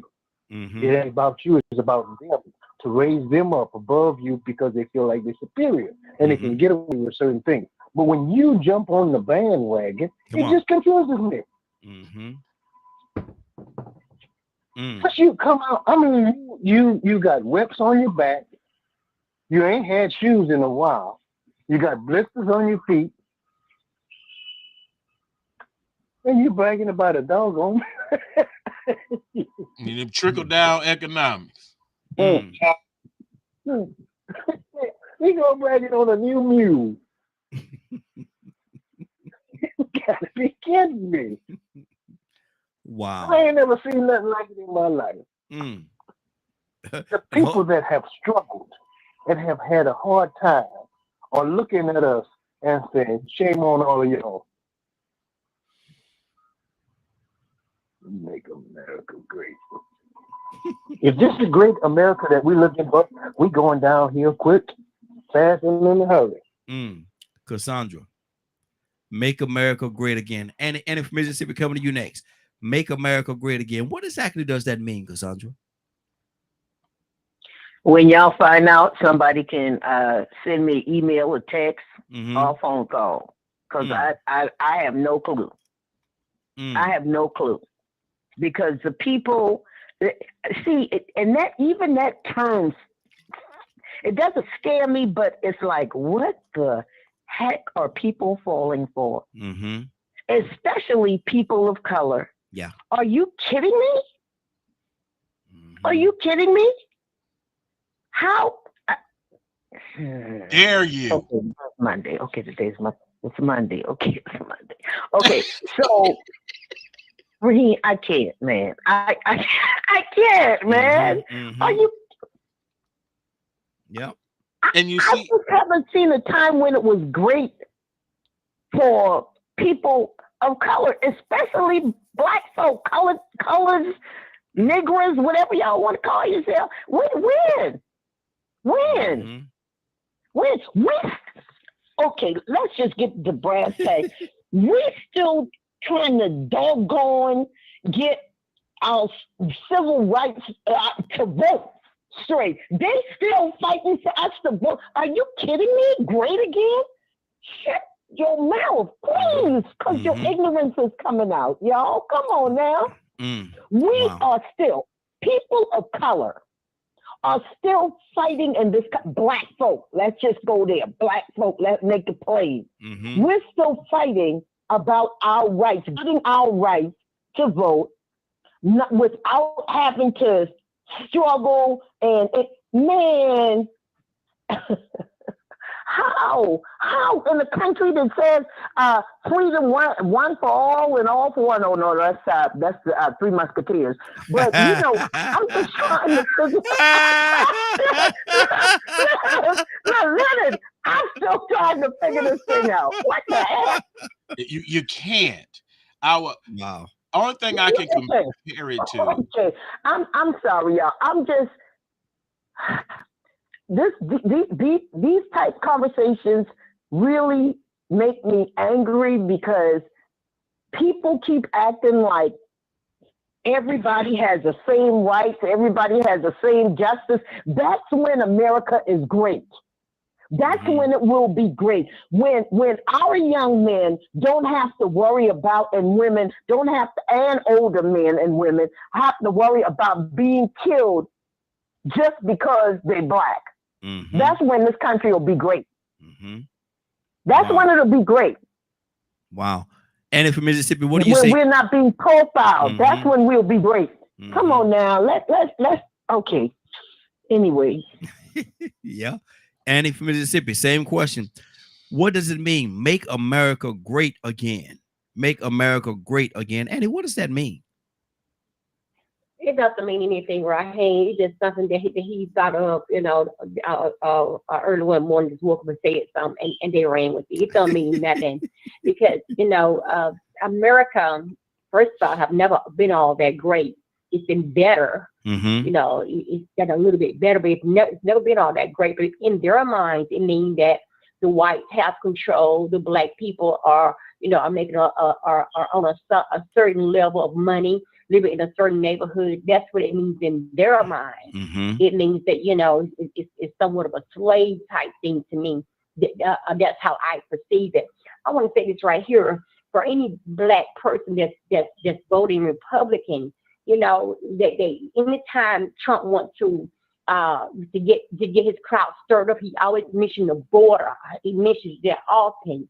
And we have to go back and look at this border thing, because there's the thing, whenever he was in office, he had two people that were collecting money from his supporters that were supposedly going to build the wall. It was a build the wall fund, they say. And they got the money and they stole it. They kept it. And one was arrested. One was a disabled veteran. The other one was Steve, whatever his name is. He got arrested. Trump got him out, used his executive power and got him out. But these people today are still talking about making America great again and build the wall. On January 6th, nobody from the other side of that wall was on top of Capitol. Let's make it clear. On January 6th, we had the white supremacists. We had KKK with no sheets on their face because he gave them the boldness to take it off. We had all people that had hate in their heart. We had all the Aryan Brotherhood, all this other stuff. We had those people up there. That's who we had up there. Those people up there doing what they want to do. So it's nothing about the wall on that day. Wow. 508-924-3521. 508-924-3521. I'm ready to change the topic, but before I do that, and everybody please stay in place. I'm gonna play the commercial our spot about the cruise. We're still trying to get you all to come on this cruise, man. We got quite a few people that's already logged in, that's locked in. Got a few people, man. I'm real proud of the people that's already locked in. We got a few more spots. We want you all to come on out and have a great time. It's going to be June the 20th, June the 21st, I think it is. I get the date right. I mess up. But anyway, it's going to be 5 great days of cruising. Let's come together. DKM Media Group Cruise. Let's have a good time together. Let's come together and enjoy. Here we go. Let me play this real quickly, and then we'll come back, and we're going to switch the topic when we come back. So y'all bear with us just for a second. Come join us on our DKM Media Group First Party Cruise. We will be leaving out of Tampa, Florida on June 21st, returning on June 26th. That's right, 5 amazing days of fun and entertainment. All this will take place in the year 2025. The cabins hold 2 people, and there is a $200 cabin fee. The fee of $200 covers both parties. You heard me right. Your deposit is a single $200 fee, and you can secure your cabin for you and your significant other. Then you have until March 15th, 2025 to pay the remaining balance. That is almost an entire year to pay the balance on this outstanding cruise vacation. Do I need to tell you that we are going to 2 different ports? Or should I mention the fact that we are going to be on one of the best cruise ships? I know you are surprised, but this is all true. Contact me today for all the details. You can contact me by email at myfamilybychoice@mail.com. That's myfamilybychoice@mail.com. Why aren't you taking out your credit card now?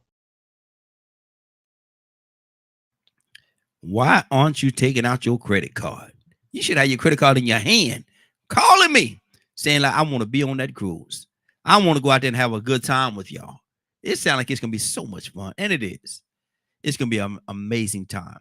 So I want to invite each and every one of you, extend the invitation for each and every one of you. Get in contact with me. Send it to myfamilybychoice@mail.com. Don't do no Gmail and all that stuff. myfamilybychoice@mail.com. Say I'm interested in the cruise. I'm interested in the cruise. I would like to go. Give me some information on it. Okay? Just reach out. Let's make this thing happen. Cassandra Alexander Green. Cassandra, are you there? I'm here. Okay, good deal. Cassandra, I'm trying to hit this mute button. The mute button. Go ahead. Gotcha. We're going to switch up the topic right now. And Cassandra, we know that being a parent is very difficult. I think I heard Leonard say a lot of times on here, it don't come with a manual. You don't have a manual. And so it's very difficult to be a parent. But I want to go in a different direction right now. And how is it a tougher struggle? Let me ask you the question in that way. Is a struggle tougher if you are a teen parent? Because Cassandra, I believe you was one. So how difficult is it? It's tough on adults, grown people that's quote unquote supposed to be mature enough to handle the situation. But how much more of a struggle is it on teenagers? Because I don't know about other teenagers, but I was a straight up dummy. Wow. Didn't know what the heck I was doing. Period. ... Didn't know. I was 15 years old when my son was born. 15. Pregnant from a gang initiation. That show I was stupid right there. Got folks that don't know what they talking about telling me you don't get pregnant on the first time. Boom, first time, done. So it is so hard. I cannot tell you. Back then, at least I felt like, and I'm just saying, and I don't mean no harm to nobody, but back then I was dumb as a bag of bricks about parenting. And I was ashamed because back then, at least young people that got pregnant out of wedlock, at least they were ashamed. The ones I knew. Yeah. And like you sort of like stayed inside most of the time. You tried not to get out there. Your belly wasn't showing. You know what I'm saying? It was like you realized that this isn't right. And there was a shame to it, and it should have been a shame to it. It should have been. So, listen, I had to work. I was in school and working after school trying to make sure that my son had what he needed. Mm-hmm. I lost friends because once I got pregnant, I wanted to do something, I wanted to make sure my son was okay. Listen, that was one of the hardest. I was depressed. Mm. The dad wasn't nowhere around. Most of these teen dads don't be once they done hit it and get it. Yeah. They have no interest Mm-hmm. in sticking with the young girl. Yeah. So it is extremely hard. That my son is now 50 years old. Mm-hmm. 50. Wow. But those were some of the hardest years of my life. Being a teen being a teen parent. Wow. Toussaint, what do you say to that, man? A lot of the young people out here, man, they think they big and bad and grown enough to go out there and lay it down, man, and do grown folk activities. It's hard on an adult. It's hard on grown people, man, mature people. It's hard, man. It's not an easy task to raise kids. But how much of a struggle is it on a teenager? What do you say to that, Toussaint? I let them find out. Mm-hmm. And they experiment. But here's the thing. I think that a lot of grandparents take on the parent role when their kids make them errors, mistakes, experiment, whatever you want to call it.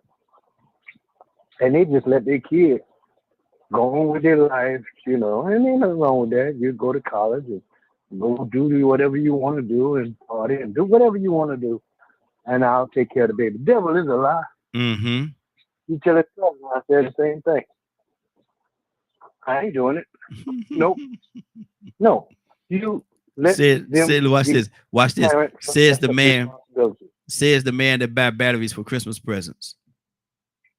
You doggone skip it. Go ahead, brother. Yeah. Matter of fact, for every toy you got that you put in that closet. Yeah. So you could have fun like the other kids. Mm-hmm. You go get all of them toys you bought through the year, take them out the closet, play with them. And by New Year's, you ain't going to play with them no more anyway. Yeah. So let's try it again next year. Mm-hmm. And when you want to buy fireworks, sure, let's go to the store. I'm going to show you something else. We're gonna go. We're gonna get there. We're gonna pick out whatever you want. Go ahead.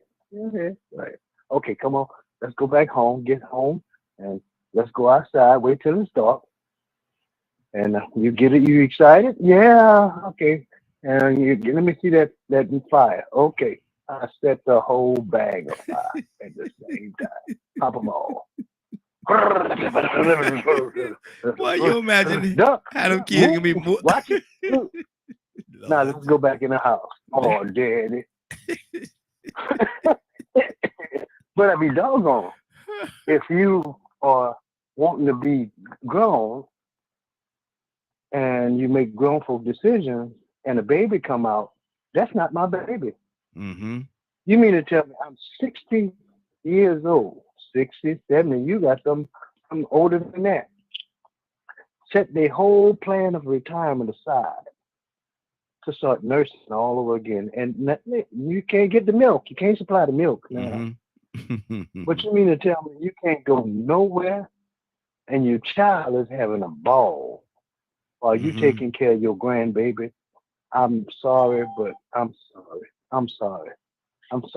I think, and I'm going to shut up, if the grandparents would start back up off of them, do like an eagle, back off of them, let them take care of I was going to shut up, but my niece, she made that error.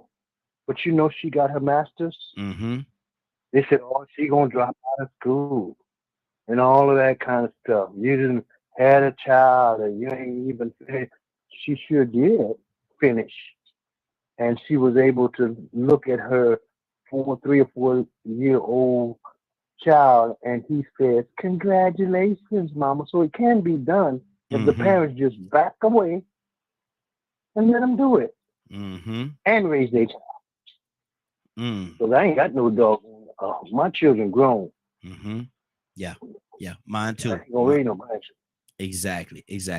508-924-3521, 508-924-3521. Asking the question, how tough of a struggle is it for a teenager? We know how hard it is as adults to raise kids, but a teen parent, teen mom, teen dad, how hard is it on them? And if from Mississippi, what do you say to that? It's very difficult to raise kids as quote unquote mature adults, but is the struggle a lot harder if you are a teen parent? What do you say to that? Before I answer that, I want to just tell you guys something that I went through with my first grandchild. My daughter was pregnant at the age of 16. Mm-hmm. And she hid it so well, Raheem. Her sister that she shared a bed with didn't even know it. Wow. Her mom, living in the same household, did not know it. My daughter was very active in school. I had no clue. My daughter was wearing tight clothes, constantly wearing tight clothes. One day, this is how I know God is real. One day, I was going to go to work that day, but some told me, stay home.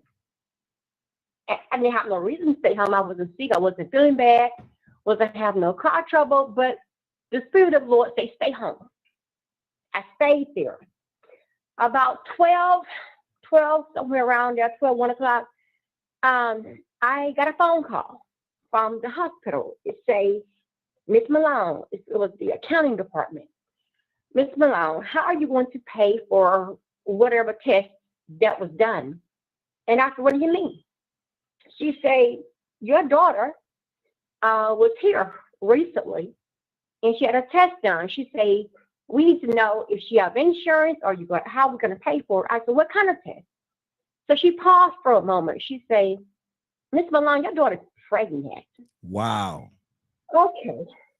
Wow. My world is spinning right now. I called the school. I asked the principal to go get my child out of class, to bring her to the office, because I'm going to call back. When I called back up there, I said, Tara, I say, the hospital called. And they told me you were pregnant. Are you pregnant? No. That's not true. No. I say, I'm on my way to the school to pick you up. We're going to the hospital in Thomasville. I need to know what's going on. I went to school. I checked her out. I took her to the hospital. On the way there, she's swearing. Something got mixed up. Something, trying to deny. Mm-hmm. So we got there, Dr. Sobambi, an African doctor. I told him what was going on. He said, well, let me give her a pregnancy test. But first he asked her, he said, when was your last period? She said, last month. Mm-hmm. Okay. So he asked me to leave the room. He done what he had to do. Then he went back into the room. And then he called me into the room. And he said, Miss Malone, your daughter wants to talk to you about something. Wow. So he closed the door. She said, I'm pregnant. I could have screamed. But here's the kicker right here. She was almost in her 9th month. What? She was over 8 months pregnant. He can stay with me, Raheem. Stay with me. It gets worse, believe me. Okay, so I'm taking her home. They hadn't taken no prenatal vitamins. Hadn't taken any of that. I'm taking her home, trying not to fuss, trying to remain calm, trying to, sit back and rethink the situation, how we have to make adjustments because there's a baby almost here. But I asked my daughter, I say, what are you going to do? Had that baby came? And we didn't know. Mm-hmm. My daughter told me, she said, I was going to kill my baby and put it behind the house. That's what she told me. I was hurt to the core. Wow. And I said all that to let y'all know with these children that, she was scared to tell me, first of all. Mm-hmm. She was scared. She made a mistake. But we helped her. We gave this child the greatest love in the world, like I always do. She know that. But she was afraid to tell me this because I don't know. She was just scared. Mm-hmm. Children be scared. That's why a lot of times these, things happen because they'll be afraid to tell their parents what's going on. But I thank God for that day. And I thank God for that phone call because if that phone call never came here, my child would have been in prison. Yeah. Yeah. My grandchild would not have been here. But these children be afraid. They don't want to tell nobody about anything. So I can imagine the struggle. But as a parent, I did what I had to do. You know, that was my baby. You know, now she's a grown woman right now. But I want to give y'all the story to let y'all know, to make y'all aware that don't let your children be so afraid that they can't come tell you things. When they make a mistake, don't pounce on them and make them feel bad. Just go from there and love on them, because we all make mistakes. Wow. I was going to go to a couple of the fellas, but I got to go back to Cassandra right now. Cassandra, what did you hear in that, man? Because I know your heart. And she said she was going to take the baby and kill the baby and put the baby in the backyard. God stepped in. I mean, yeah. God stepped in on that one. Go ahead. I said God stepped in on that one. Yeah, absolutely. Absolutely. But when I tell you teen pregnancy is no joke whatsoever. And I didn't have a mother like Annie. Well, my mother was there, but my grandmother was raising us because my mother died. I applaud Annie for that. I was humiliated. I was hit. I was tormented during that pregnancy. I mean, there was nothing. It was like there was nothing that made me say, okay, hang in there. You can do this. You know, literally, I was by myself. I was by myself. Nobody saying, hey, okay, you made a mistake. You can recover from this. You know what I'm saying? I'm going to help you. You know, I had none of that. I was treated like trash. I was told what a whore I was. I ain't never gonna amount to nothing. I had a teacher that said, see, you ain't gonna never amount to nothing. You got a baby now. You really ain't gonna amount to nothing. I had a teacher. My homeroom teacher told me that. So I'm so grateful for women and families like Annie that stood by the young lady and helped her through it, because really that's what they need at that time. They need support, not tearing down. So I applaud you, Annie, and I thank God for anybody that stands with their child when they've made a mistake, because that's what they are. We were children. I was a child. Doing what I thought I was grown enough and bad enough to do, not because I just wanted to sleep, because I really didn't want to sleep with anybody, but because for me, it was gang activity. And it was this is what you have to do to stay in the gang. And I was the youngest member of that gang. So thank you, Annie, for supporting your daughter. It means a lot. But I never had that. Never had that. Not for a moment. Wow. 508-924-3521, 508-924-3521. And I have to say this, man, for DKM Media Group and who we are. We're not condoning, we're not telling you to go out there and get pregnant as a teenager. That's not what we're saying. But what we are saying, and I know nobody that even came across, hopefully didn't come across any of the listeners in that way. But my thing, what we're saying is, if that does happen, we have to support them. And, you know, we have to be there for them, man. That's not the time. I don't think that's the time to beat them up, come down on them hard. They probably already feel bad enough. And you heard what Annie's daughter said. She hid it almost 9 months, almost up until the time for her to deliver. Hid it for 9 months and said what she was going to do with the baby. And thank God, for God, that he stepped in and made Annie aware of what was going on. Made Annie aware of what was going on. Leonard, we're talking about parenting, man. It's tough enough as an adult, as a seasoned adult. It's tough enough, but is the struggle any harder? You heard what was said earlier, man. Is it any harder on a teenager? I'm really not sure from what point of view to look at it. Do you think it's tougher to a teen parent? Is it tougher on a teen parent than it is on a mature adult, 25, 30 years old, whatever, have a child? From the standpoint of wisdom and resources, yes, most definitely. Most definitely. But there's a lot of people messing it up at 30. Yeah. I struggle with it. I'm 53. I just happen to have a kid still under 21. So it's a struggle. I know I didn't want that as a teen.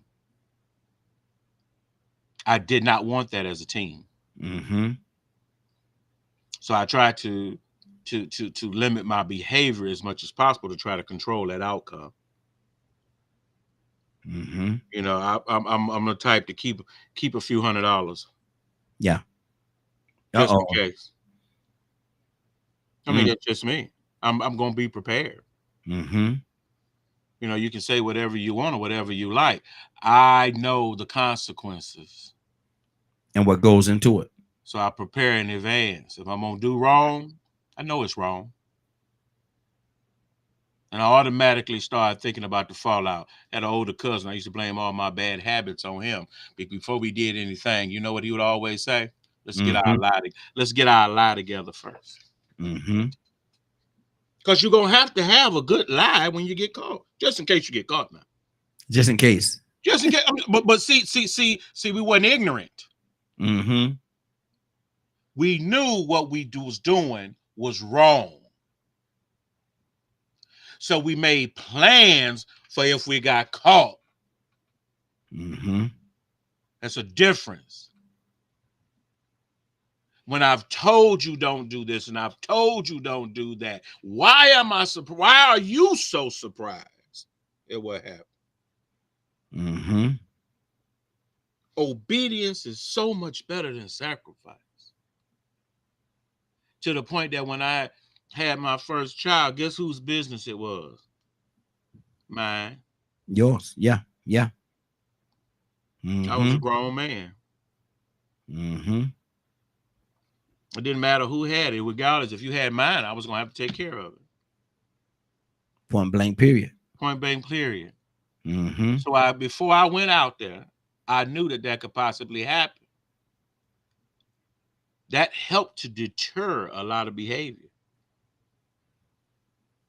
So I never had a desire to be a single parent. I couldn't have. My mother was a single parent. You know, a lot of people think you can just, I'm a single mother. My mother was a single mother too, because my daddy died. That made her a single mother. That didn't mean she threw her morals and her values out the window. She raised her kids the best way she could. Yes. She didn't have to teach us wrong because we could learn it on our own. So my brother, I always use him as an example because he has been a dad since he was 15 years old. I mean, their father. To this point right now, he's finally gotten to the point where the youngest is around 22 or so, 23. Whole life has changed from 15 to now. I said, be grateful to God that what was right was in you. So when you decided to do it, you knew what it was. When you got it together, when you got a second chance to make it right, you went about making it right, not making it worse. So it really depends on what can you say now about your past. Are you still there?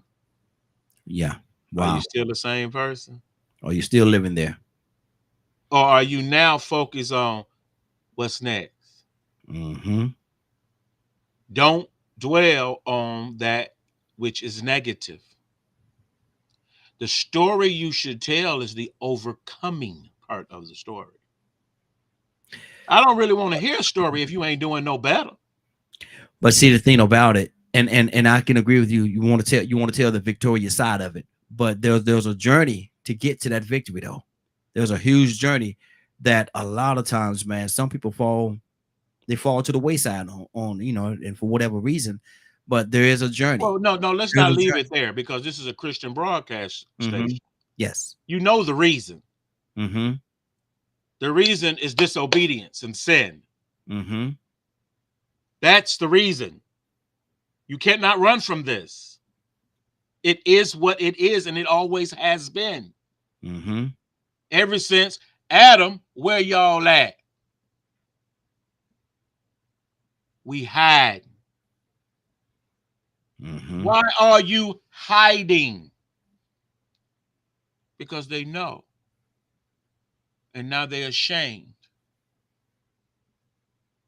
So we have to understand that.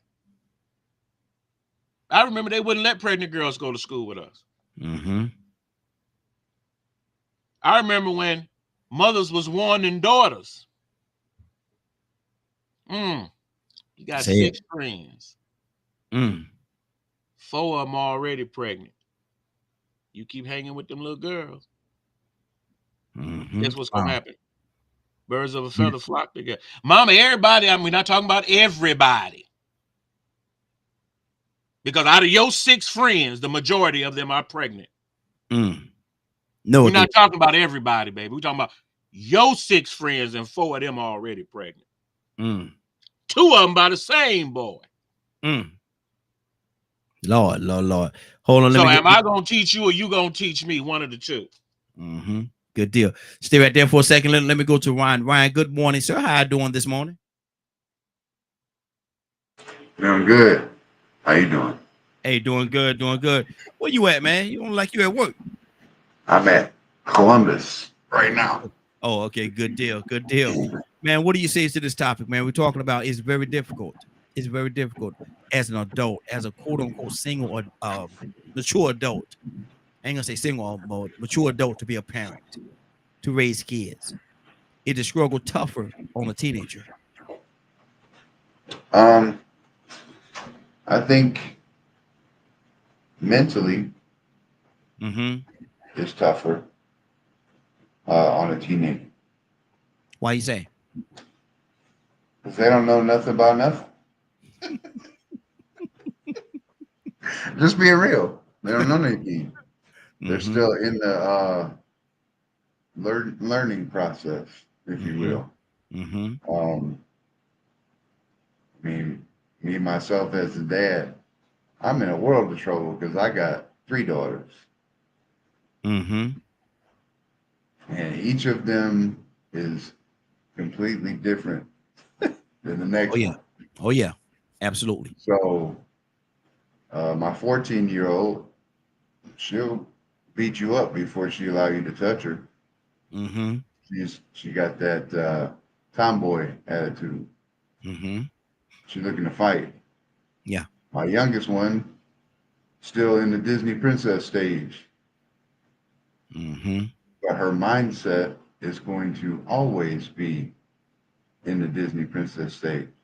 So as a question asker, let me ask you, which one do you think I got to worry about the most? Actually, both. Both. Actually, both. You're right. For different reasons, though. Yeah. But the one that I have to pinpoint and make sure that she really understands is my Disney princess girl. Yeah.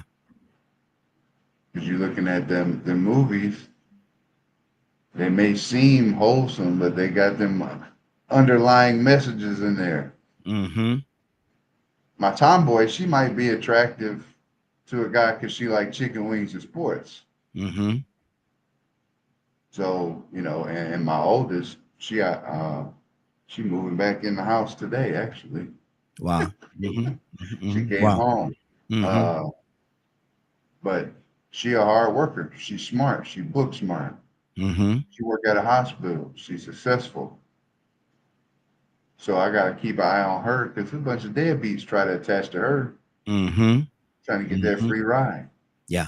So, you know, it's I think that's something that some parents fail at in life is remembering that each thanks, Leonard. That each child is different, and you have to go about teaching each child in a different way. I failed my oldest one, and I'm man enough to admit it. Wow. I tried to teach her the street way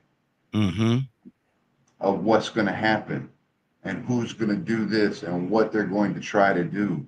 It didn't work. She didn't get pregnant, so I guess it worked somewhat, but she was active before she should have been. And had I approached it differently with her, maybe she wouldn't have been. Mm-hmm. But my tomboy, I kept it street with her. And she was propositioned by some dude she was chilling with. And she was like, no, I don't think so, and walked about the house. Mm-hmm. So it worked for her because of her personality.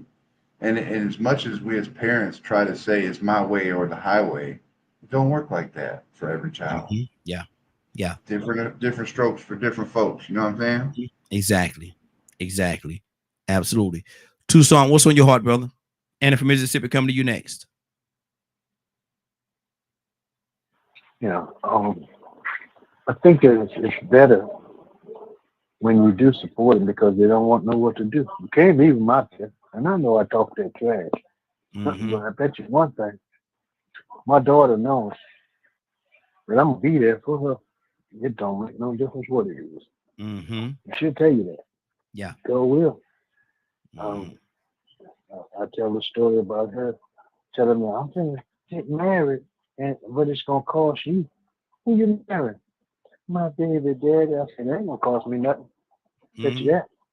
Because I'm not going to help nobody bring you down. Yeah. I'm not going to do that. Yeah. But I'm going to help you. Mm-hmm. But it's not a downward fall. And my niece I talked about, one thing that she had going for her, when we call it mistake, had her, they do things. Mm-hmm. The boy stayed. Mm. And he helped take care of him. Yeah. He grew up quick. Mm-hmm. And started being a man. And they did what they had to do to raise the boy. Mm-hmm. I can't call his nickname. And we start getting used to calling him his nickname till one day he told us, well, his grandmother, he said, that's not my name. That my name is, and my mother's, yes, and then my father is over there. Mm-hmm. It helps when you help them start doing the right thing in the wrong that they do. Mm-hmm. Because everybody will, I guess, experiment if they want to try. But when they do, hold them to it. That's what I'm saying. Mm-hmm. Help them, but don't you remove them from their responsibility and you do it. Mm-hmm. That's not helping them at all. Well, they just small. They just made a mistake, and I just have to help them. Yeah, that's good. But don't be the parent. Be the grandparent. Yeah. That's what I'm saying. Mm-hmm. And it's helpful. And know the difference. We do not. Mm-hmm. How you going to leave a person behind that don't know nothing and tell them, come on, you're going to make it? That don't make no sense. Yeah. Yeah.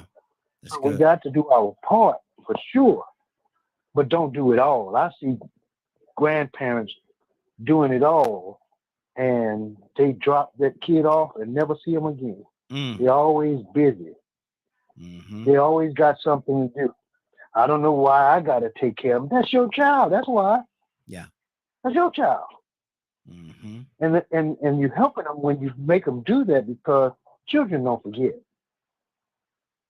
And we want to let the grandparents raise them and show up for graduation, talking about that's my child. I'm so proud of it. That child ain't going to be studying. Mm-hmm. At all. No. Mm-hmm. There are parents, fathers especially, that want to show up when their kid do something great. But when they need milk, they don't know where to be found when they need diapers. That don't make no sense. That's nothing. Mm-hmm. I'm going to go Cassandra in a minute. Oh, Lord. It just frustrates me to the point where we let the father of the child go scot-free. Mm-hmm. And I don't want to put him on child. You don't have to put him on child support, but send him the bills. Yeah. Put the bill in his name, because that's his child. Mm-hmm. And grandparents, be grandparents. Enjoy your life. You didn't stop your life to start all over again. You barely walking, and you pushing a cart. Cart holding you up. A cane and a cart. Pushing a cane and a cart. Lord. Jesus. Tucson. Sound like you might be a little angry there, brother. That angers me, man. It angers me because you're taking away from the child learning to be responsible. Mm-hmm. Mm-hmm. That's what you're doing. Okay. Then when you wind up partying and you got to go get him out of jail, or you got to go get him out of another situation, or they get pregnant again and again and again, just having parties, that orgies and all that kind of stuff, and you say, "Well, I just got a house full of children, and I don't know what to do." Well, put your teeth in a glass. Lord Jesus. Lord Jesus. We're gonna stop you right there, Tucson. We're gonna stop you right there. Let me go and go to Annie from Mississippi. Then we're gonna go to Rico. Rico, I see you there, brother. Great to come to you next. And what do you say to that, man? Be the grandparent and you don't be the parent. The child has a parent. Your responsibility is being a grandparent, a helping or assistance when a help and assistance is needed. Do you agree with that? Well, as a grandparent, sometimes we have no choice but to be the parent because, the parents, my grandbabies, my children were young and they wanted to do things, and, we're not going to see our children, our grandbabies out there hurting for anything, or, so we sometimes the grandparent have to be the parent. Not that I didn't sign up for that, but, things happen. And it put me in that position where I had to do that. And that's what I had to be, not just for this grandchild, but for other ones. My grandbabies, I basically had my grandchildren from the time they were born up until maybe 4 or 5 years old. Mm-hmm. When they started to get bigger, then the parents would keep them more. But when they were smaller and, needing more attention, that's a lot of times when most of the grandparents will have them. So as a grandparent, we love our children so much, we ain't gonna let them, hurt for anything. How did that impact your life? By them being young. How did that impact? Have a young mind. Hey, Annie, how did that impact? You say you had the kids all the way up to those about 4 years old. First 4 or 5 years of their life. How did that impact your life or make a difference in your life? It took a lot of time. There was a lot of frustration. It just slowed me down. Mm-hmm. At the time, I wanted some me time, but I didn't have no me time for the first 4 or 5 years when my grandchildren were born. It was all about them. Mm-hmm. My kids would call me, when they would start going out, and they'll call me and they'll say, "Well, we going here, and we'll drop the kids off for the night. We'll get them tomorrow. Tomorrow turn into Wednesday. It turned into Sunday. But what can you do?" I remember one time my daughter had called me. She had called me, her and her friends, but I was babysitting both of their children. And they like, "Well, we're going to be out of town for a few days, and we was going to come back, but something happened, and we won't be back until later." And I was going to take my grandbaby somewhere, and they one say, there she go right there. There she is right there, Grandma. I'm like, what? So they had lied to me. They was right there by me all alone and telling me that they were going to be out of town. And I had all those grandbabies and her friends' child. And I took them right to them. And I put them right in their car. Sure did. But that's just things that we as grandparents go through. They don't have the patience all the time. Mm-hmm. I'd rather keep my grandbabies knowing they're safe than letting them take them to other people's house where I'm guessing. Mm-hmm. Wow. Because sometimes they'll take these kids to people's homes, they friend, cousin. You don't never know what's going on over there. So as grandparents, we have that, that hovering power that, when we hover over those babies, as we gave them birth ourselves, because we know what the world holds. There's a lot of evil people in this world. Yeah. So our job is to protect them and to keep them up there. If I keep them for a week or two, I'll do what I got to do, because I got to make sure this child is safe, and I can't release her until I know that she's okay. Go with her mom. That's one thing, but you can't take her to everybody's house and drop them off. That ain't how it works. Not long as I'm living anyway. Yeah. Okay. Okay. See, and everybody have a different take on how they're going to do this situation. Because some people will say, like you'll say, like Toussaint said, I'm the grandparent. I'm not the parent. You raise your own kids. Now I help you if you need help along the way. But as far as you could bring them here, drop them off, and me keeping them for the first 2, 3, 4 years. I don't know if that's gonna happen.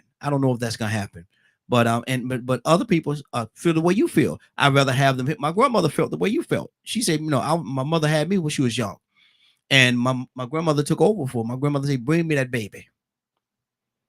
One night, my grandmother bring that baby in here to me, and I was with my grandmother, man, for a long period of time, man. She raised me. My grandmother raised me, so you have two different takes on this thing. Rico, good morning, sir. How you doing this morning? Stanley, coming to you next. I can't complain, man. I'm just happy to see another day of life, man. How everybody doing this morning? Hey, doing good. Good to have you, brother. We're talking about parenting and how it's very difficult for adults, seasoned adults, to raise kids. It's very difficult for them to raise kids. But is it more difficult for a teen parent? If a teenager have a child, is it more difficult on that teen parent to raise that child? Oh man, obviously yes. I mean, that to me seems like a question that will be answered without even having to answer the question. We come around in a time now where we say something about babies raising babies. Mm-hmm. Man, what kind of logic does that make to have a baby raising a baby? But that's what it is. Mm-hmm. That reason why that exists is because of the fact that somehow you don't have enough experience or responsibility or maturity of enough to be able to be understanding or reasonable enough to be a parent. Mm-hmm. Mm-hmm. To be not so selfish. And as I'm listening to you talk, I hear the question, well, how did that impact you? How did it impact them children? Mm-hmm. Mm-hmm. The most vulnerable mm-hmm. of the situation. See, the question, what would Jesus do? I think a lot of people forget that. Mm-hmm. What would Jesus do if he had to take care of somebody's child or his daughter's child? Or, if he was in your position. Mm-hmm. Yeah, you the grandparent. Yeah, you done had your time. Yeah, you done raised your children. Now you ready to lose your life. But okay, what about them children? Because the thing is in some cases, if the grandparents were involved, the children would still be alive. How many horror stories we got to hear of children? As a matter of fact, I was reading one last week with this woman named Teresa Black. She was charged with murder of her own child. They didn't know who the child was for 20 years. Found a baby in a cemetery in Georgia in 1999. Couldn't identify the baby. Took 20 years to identify the baby. This woman went on and lived her whole life, enjoyed her life and did what she wanted to do, and pretended this baby wasn't even alive. Then they talked to the father. Because I heard Donna say something about the fathers getting away scot-free. Man, I don't know too many stories of the fathers not getting away scot-free and not even having an opportunity. This young man's father said that when he was calling, they was putting him on the phone with some other little boy, making him pretend that he was talking to his son. He didn't even know his son was dead. And I think they gave her 10 years, 11 years, something like that. She didn't get a lot of time. They said before the baby even came up missing in 1998, the child was looking like it had been malnourished and that she was detached. She didn't like the clothing and feed it. You could tell she didn't really have a concern the way a mother should. Mm-hmm. Imagine that woman, and I know some situations that's live in action now, real life situations right now, where there's a woman that was adopted, has 2 children that she put in through the same situation she went through, but the adoptive parents are so fed up with her that they are torn in between whether or not they want to step up for her children or not. So in the first 6 months of this little baby's life, he's been between Savannah and Atlanta 4 times already. Just was in a drive-by shooting last week. Somebody gonna have to step up and get that baby. Mm-hmm. So, it's mighty selfish for the grandparent to say, well, what about my life? I'd rather live my life. I don't have my children. And then be the first ones boo-hooing and crying saying woulda, coulda, shoulda, when that baby has been found out to be molested or found dead in the cemetery and not identified for 20 years. Wow. You know, yeah, does it impact, or is it harder for the children that have children? Yes, these children, these young people don't have the patience. Some of them don't have the support system. Some of them don't have the knowledge. And some of them are responsible enough to not know how not to be so selfish and do what they want to do, like go to the club every weekend. Or maybe do like Casey Anthony did her daughter and give her a little Xanax to knock her out while she at the club party, and then all of a sudden she come back and find her baby dead. She done made her OD. What's this little medicine they say they give children now? Get them the melatonin, knock them out. I hate to admit it, but I give my kids a little hit of that melatonin and they'll knock them out. So they go do their thing, leaving these children vulnerable to whatever vices that exist in this world that Anna just spoke about, in this cruel, wicked world that Willow speaks about. You know, that we all speak about that exists. Man, these children out here vulnerable. Somebody got to step up. Even if it's not the grandparents, somebody in the village got to be the one to step up and realize that it's a child that's in need, not only of instruction, but protection. Good deal. Absolutely. Sometimes from their own parent, especially in these quite a few situations I done bought before, especially from their own mother they delivered them from the body. Exactly. You know, I speak about the woman that had her 2 children in the deep freezer. And the other children had to walk by that deep freezer every day going to school, knowing their older brother and sister was in that deep freezer. And the fathers that were calling, and where my children at? Oh, they over at their grandmama's house today. Oh, he don't want to come see you today. He mad at you. Trying to find out they done been dead for the last 4 or 5 years, sitting up in the deep freezer. And she saying she don't regret it. Wow. Steve, right there for a second. Hold on. Grandparents need their own time. I don't raise my children. I feel like I shouldn't have to raise no more children. No, you got to step up, man. Exactly. Hold on, Rico. Have to step up because these children are raising children. Good. Stay right there, Rico. Don't go to. I'm gonna pour. I'll stand into the conversation. Good morning, sir. How you doing this morning? So every day above ground, it's a good day. I'm doing good. How y'all doing? Hey, doing good. Good to have you with us this morning.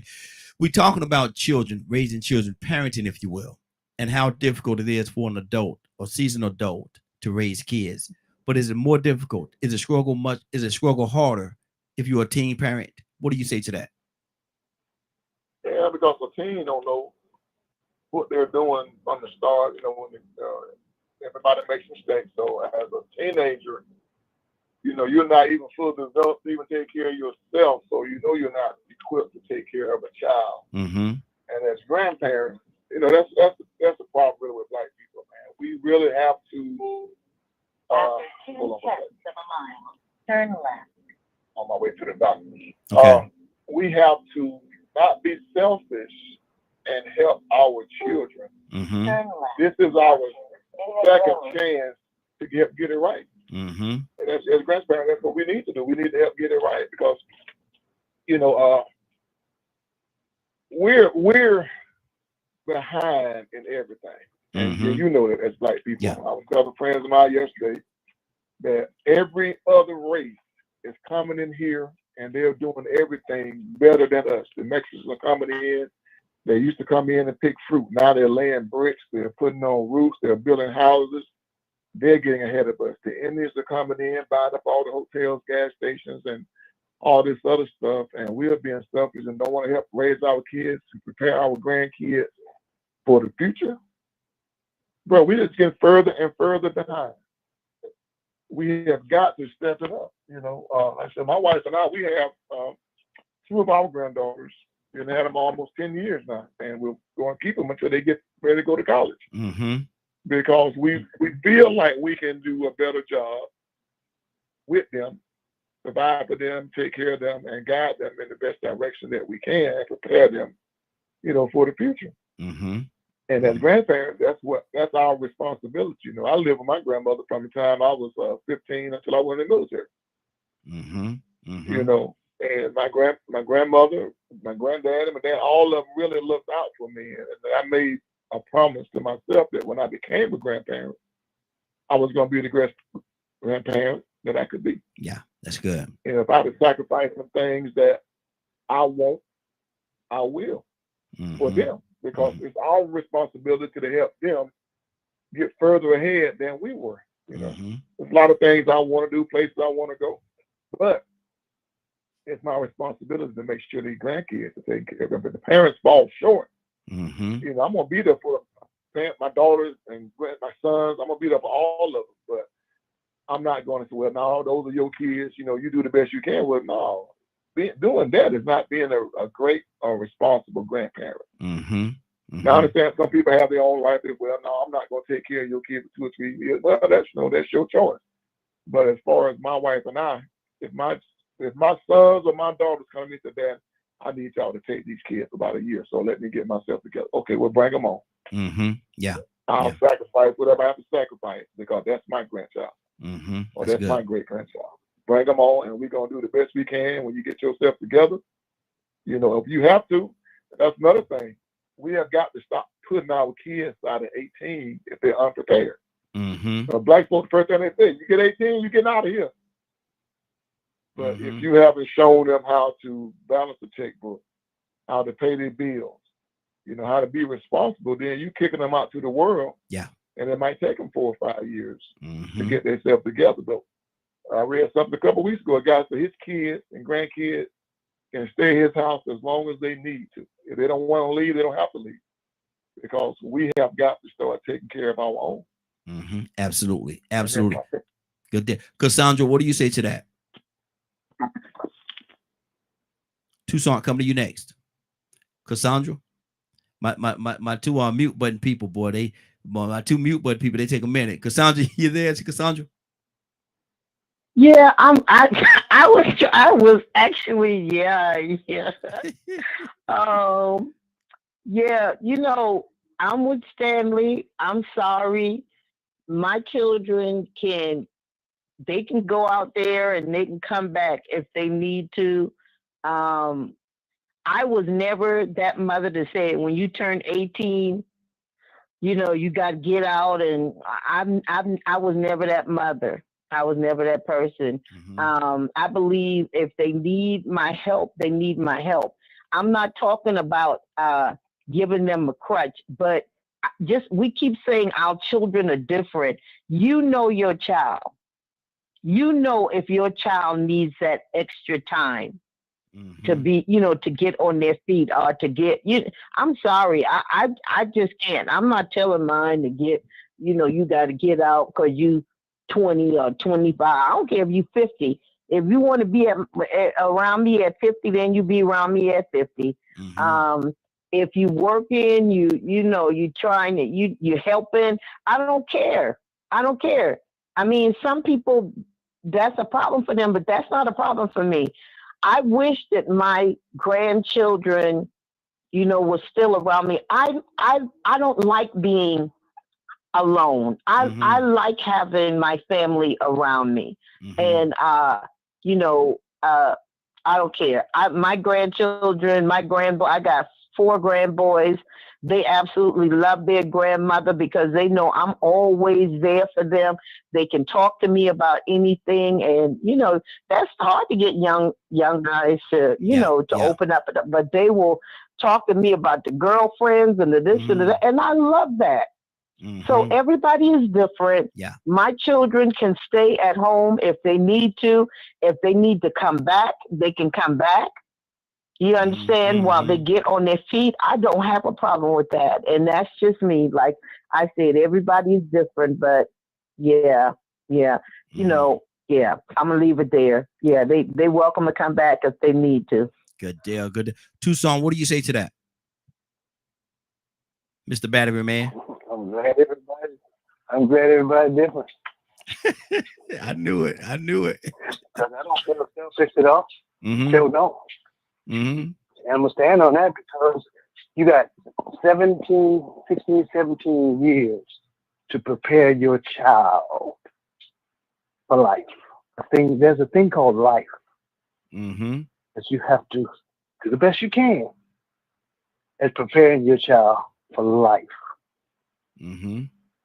And whatever, but I'm not going to put you out, but I'm going to very strongly suggest that you do something with them clothes. at a certain age. Period. My parents did that for my older brothers and sisters, and I find out that they're doing very well. And not only are they're doing for themselves, they're doing for their children and grandchildren. And my older sister has a great grandchild. You know, he's 22 years old, and he just bought him a big house. There you go. Nice big house. 22. Yeah. 22. So made some errors, got some kids, stayed with the one, the young girl, whatever you want to call her. But for 16, 17 years, they prepared them for life. And they're making good decisions. But and I'll stand on that all day long, April, May, June, some parts of September. I know my wife ain't gonna do it. Sure enough, they can come by. But ain't no way in the world, because I know how these kids work. We know how they work. You think that they right around the block, and you see them, they on a cruise. Can the child, can what you call it, stay the night? And they there for a week. And you done posted yourself on Facebook on a cruise. The devil is a lie. You'll never do that again. And I'm selfish. I'm the selfish one. Come on, that's a stop it. Leonard, I'm what? selfish. Say you supposed to be babysitting for a couple of days, and you see them on a cruise. You're having a ball. Yeah. I mean, here it is, and you in the smokehouse, and you posting. You know they post all their business. Yeah. And you can find out what they're doing on Facebook or Instagram, or they got some other ones that they got little private groups, and they post their stuff, and you think, don't cry, baby. Oh, very nice, Papa, Mama here. And then you look and you say, I'll be doggone. I thought they right around the corner. While you sacrificing again. Well, that's good, and it's commendable. Let me say this. It's commendable because we got to do something. We have to, because some children don't know how to raise children because they're children. So you got to do something. I'm just saying that don't make no sense to me. Me. It ain't got nothing to do with nobody else. To have these young folks, they can't keep a job nowhere. And just because they can't keep a job, you set your life aside. I don't care. I can't say that. Boy, I almost said something that was really, I know. Let me just say it a different way because I can't say I don't care. But I don't think Jesus would ever want us to allow our children to not be responsible. Good deal. I don't think so. Let me do it all in the book, instructions on how to raise a child in the first place. Good deal. 508-924-3521. 508-924-3521. And I got to do my shout out. Good morning, Mom. I see you watching over there, Mom. I see you watching. Good morning. Love you. Love you dearly, baby. Love you dearly. Thank you for watching. Let me go to Leonard. Let me look at my list here. Let me go to Leonard. Leonard, talk to me, brother. What? See, we got a couple of different. I kind of like really Toussaint's response because it's very rational. And I can tell you, parenting is the most challenging thing that has ever occurred and happened in my life. It was just that much of a priority. Let me ask you this question: Is it not rational for a parent to also say bring that baby over here? And like Stanley, he said, they had the grand for about 10 years now. And Annie said she had hers for about 4 or 5 years. Is that not rational? No, that's necessary. That's completely rational because obviously it was necessary. Absolutely. And it was the best decision to be made. A decision had to be made to do that for a particular reason, I'm sure, because I'm pretty sure these aren't kidnappings. No, not at all. Exactly. So there's a reason for everything. But what we must not do is encourage mediocrity. The goal should be different for those that are trying to do better than others. The goal should be different. Some folks wait till they go get an education and they can provide for a baby before they make it. Remember that. Michael Jackson said it best. You can't take care of the baby, don't make the baby. Remember that. Then teach that. Make that the goal.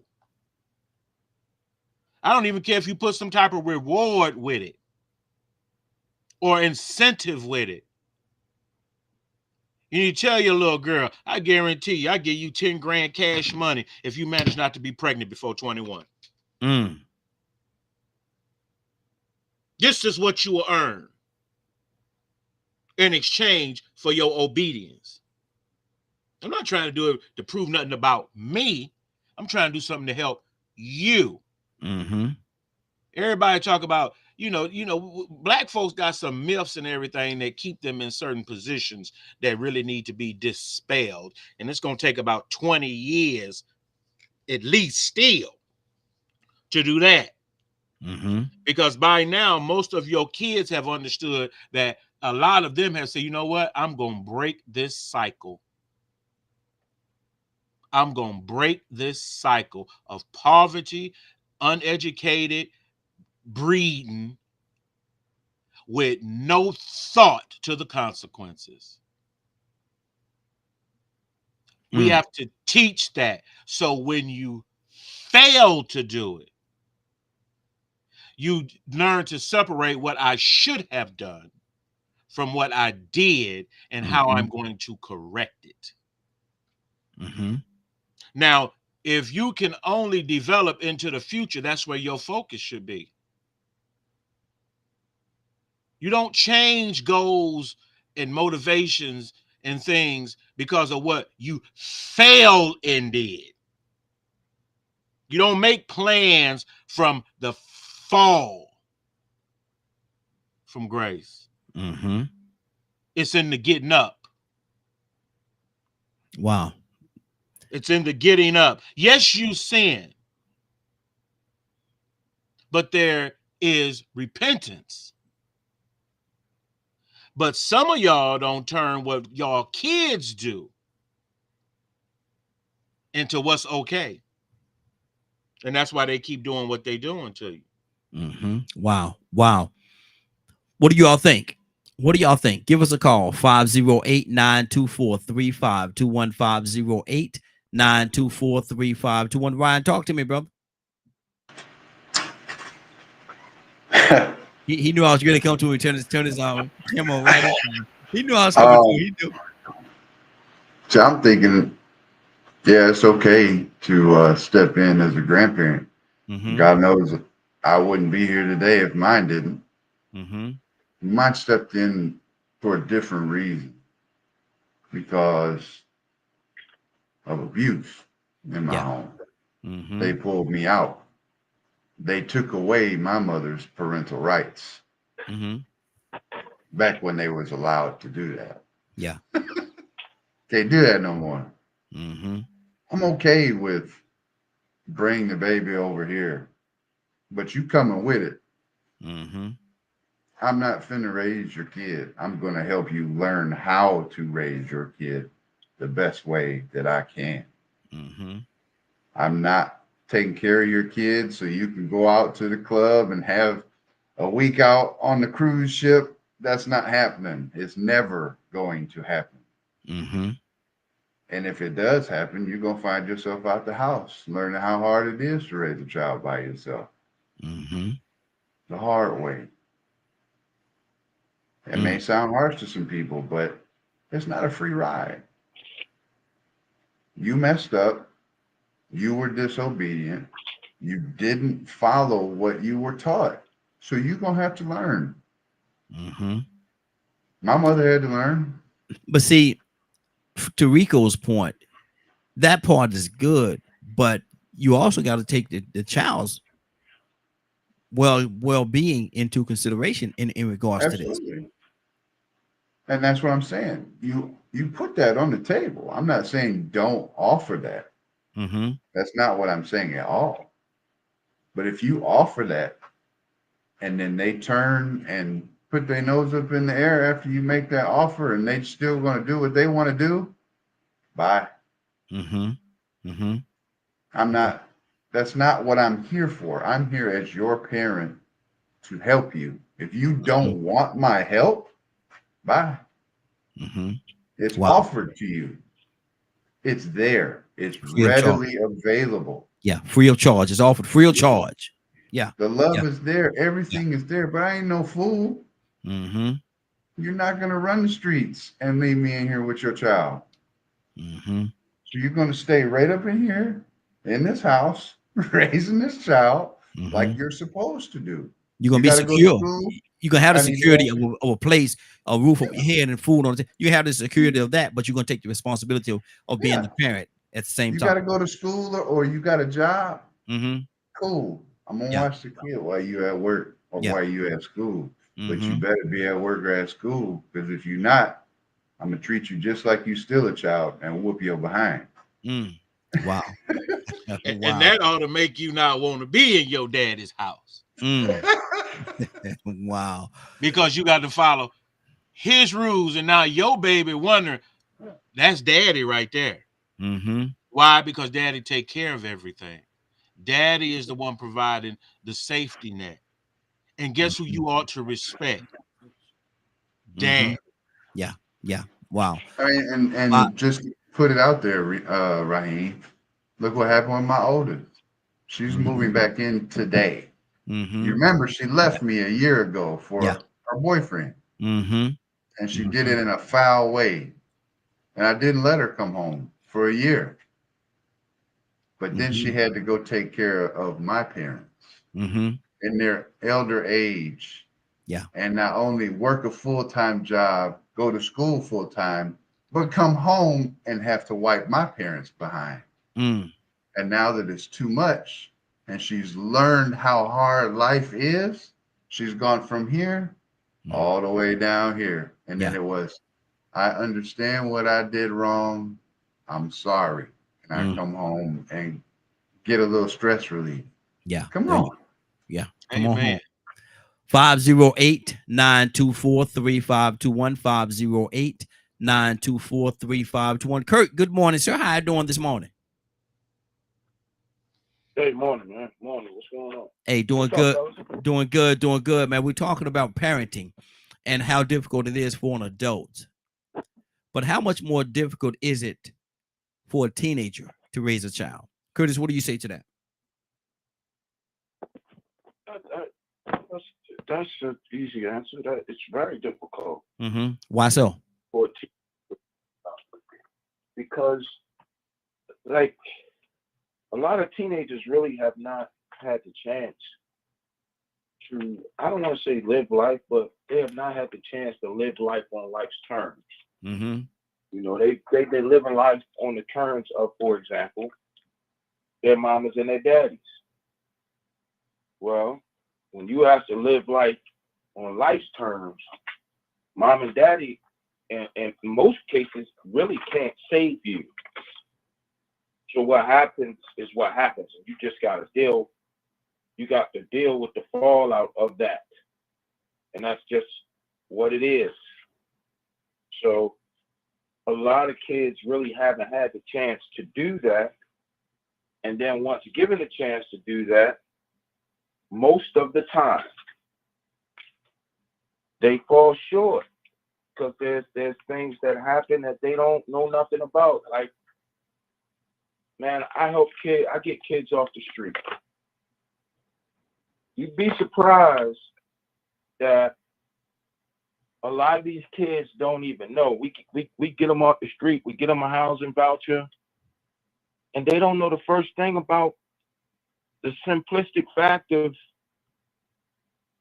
having to set up your gas and electric. They don't know that, oh no, you got to pay this bill every month. Mm-hmm. When they modulating through the processes, their patience is so thin, but you can tell that, you know what, whoever mama was, or whoever daddy was, whoever mom and daddy was, this kid ain't never had to spend a day going down to the Department of Social Services. Because now that you've grown and you got to go down there and seek help, you don't even have the know-it-all like I do, and most of my constituents, that you know that if I got to go to the Department of Social Services today, I might as well go on plan this to be a day. Because I'm going to be here at the bare minimum 4 hours. In their minds, even though they're dealing with human beings and they're dealing with a process that's being modulated by human beings, in their minds, they're dealing with a computer. They can hit enter and it's going to be right there. So, I mean, I don't recommend to no child having kids if you have not even experienced life outside of mama and daddy. If you have not experienced that, don't even try it. Keep your goods to yourself, because it's not gonna work, brother. Wow. Rico, talk to me, brother. Cassandra, coming to you next. And then Stanley, coming to you. Yeah, man. I mean, I think everybody pretty much hitting it, man. You know, parenting skills, they are mental and physical. And a lot of those parenting skills have to come with this thing that a lot of children don't have, which is the I'm gonna say the gift of nurturing, nor patience.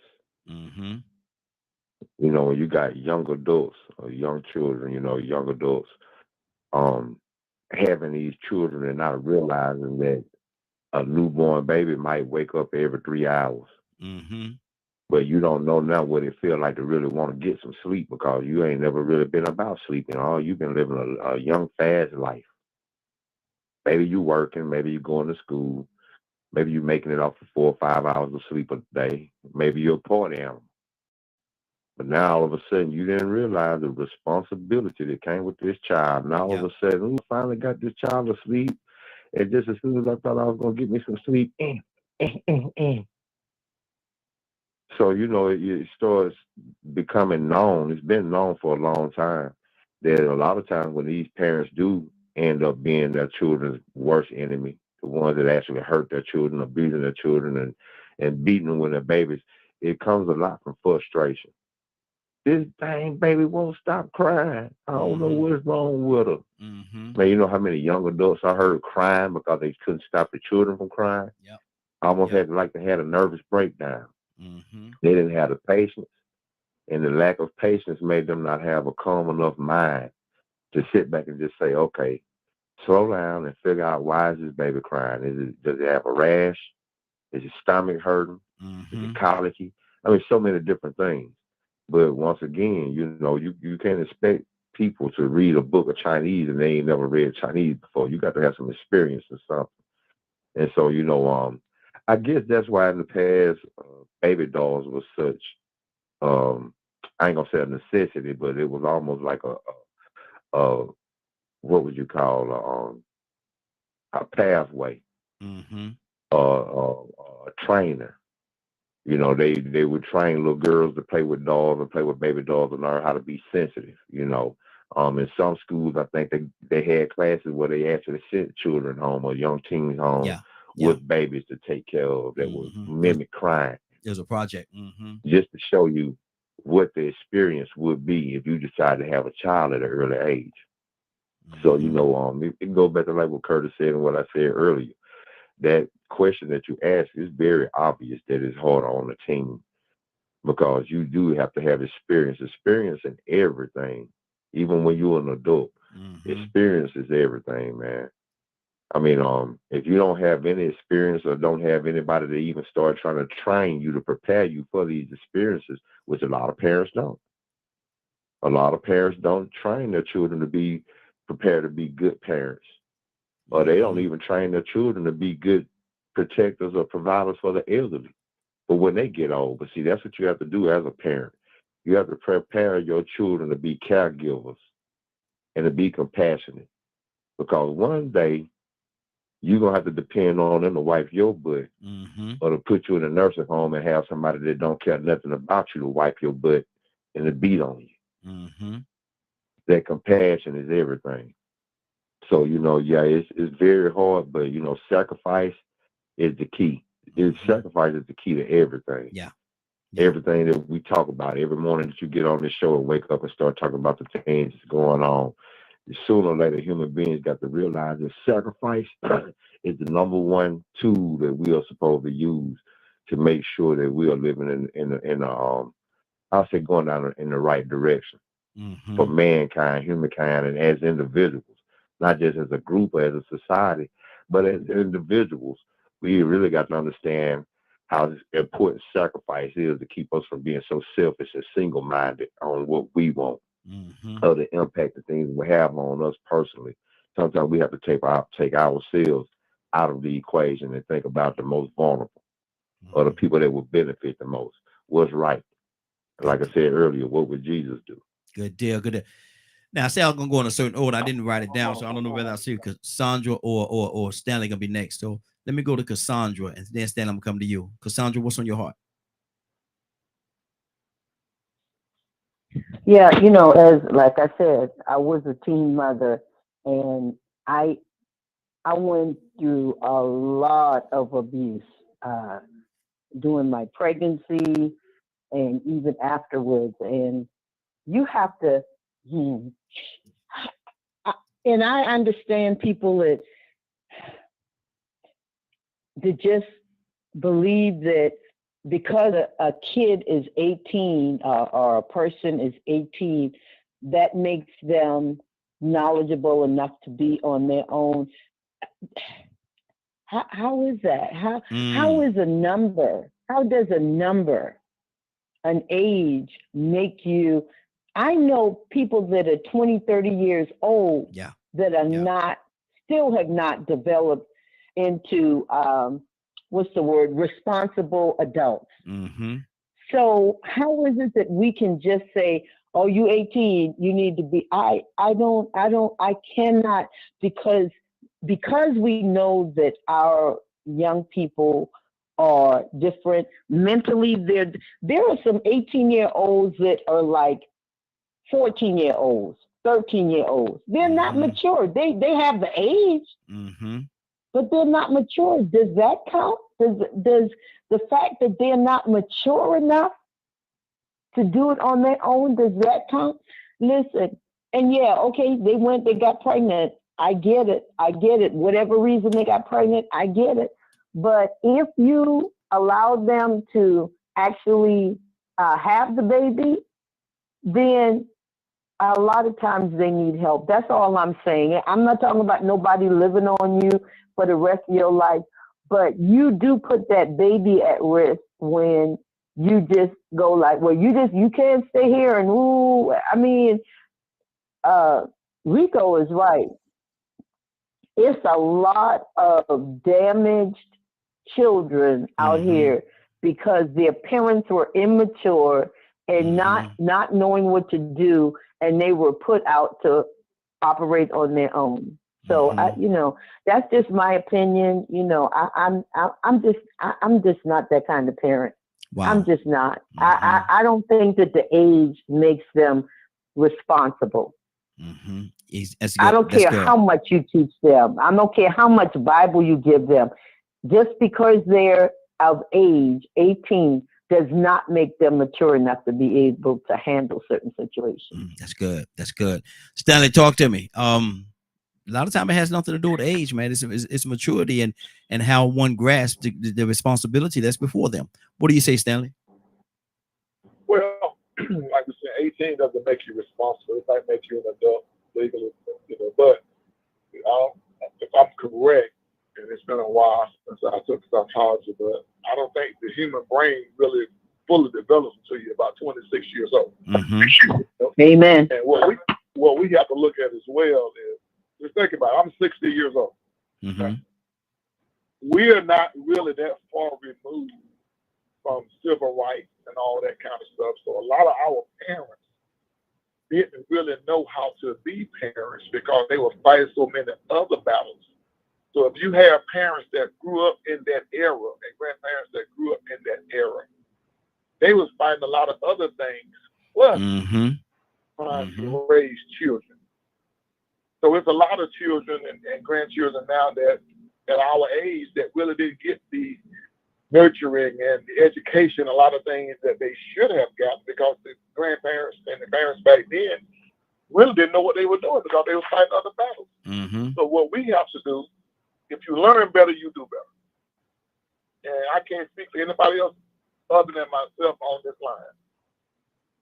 We have to be the best grandparents that we can now. We have to sacrifice ourselves and parts of our life for these grandchildren. I understand some folks do it. I'm not going to raise your child. Well, you know, that's you, and then that's your life, and that's your choice, and you do as you please. Mm-hmm. But as far as me and my family, we're going to do the best we can to provide a better life for our grandchildren and our grandchildren because I want to leave a legacy for them. I don't want them to have to go through what I went through growing up. We're supposed to make each generation is supposed to get better. It's supposed to, yes. You know, it's supposed to get better. We're supposed. It's our responsibility to make things better for the ones that are coming behind us. We don't want to make it as tough for them as it was for us. Exactly. That don't make sense to me. No. That don't make sense at all. We got to make it better for them. You know, I was telling my wife the other day, I said, man, you know, we're sitting there talking, and, you know, I said, I don't care what anybody thinks about me, man. I'm going to do the best I can for my children and my grandchildren. Yeah. Yeah. Right. My daughter in Augusta, our daughter has our Land Rover. One of my sons has my Denali. Another one of my sons has my 88 Ford truck, which I love. But I told my wife, all that's material stuff. What I did, and they don't even know it, I've already put their names on the title. So when they try to bring the vehicles back, I'm just gonna give them the title. Yeah, yeah. It's just material stuff, man. I can't take it with me. My wife can't take it with me. Yeah. So if I could do something to help them be better and do better for their children, which are my grandchildren, man, please. Yes, sir. That stuff don't even matter no more. Absolutely. They don't even know their names are already on the title, bro. Praise God. Already. And I got to get off. I'm at my appointment, but I've enjoyed this conversation. But like I say, to each his own. Everybody's gonna do what they want to do and what they feel is better for their life. But me, man, my grandchildren, my great grandchildren. Hey, to God be the glory, bro. Absolutely. I'm gonna do all I can for them. Absolutely. That's good. That's good. Appreciate you too, brother. Appreciate you, man. I'm gonna holler at you later on. Okay. All right. Willow. Good morning, Raheem. Good morning, young lady. Good morning, Glow. How you doing this morning? I'm doing good.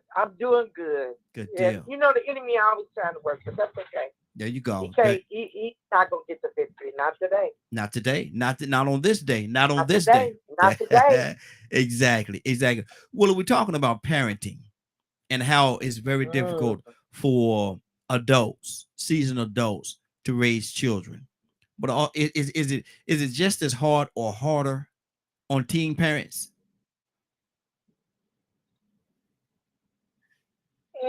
That's a great question.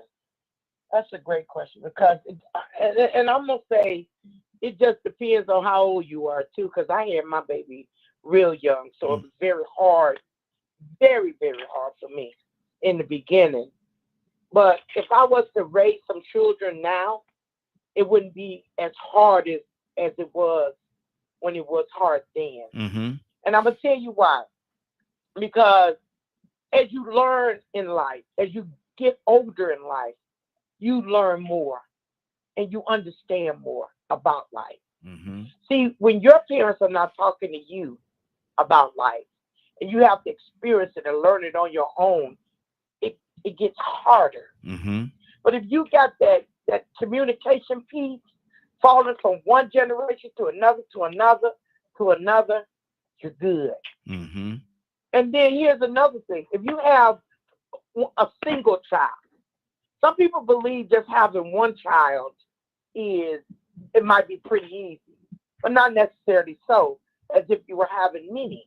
Mm-hmm. Because I had 3 children, and all 3 of them have different personalities. Yes. So can you imagine loving all 3 of them the same, but you got to treat them a little bit different?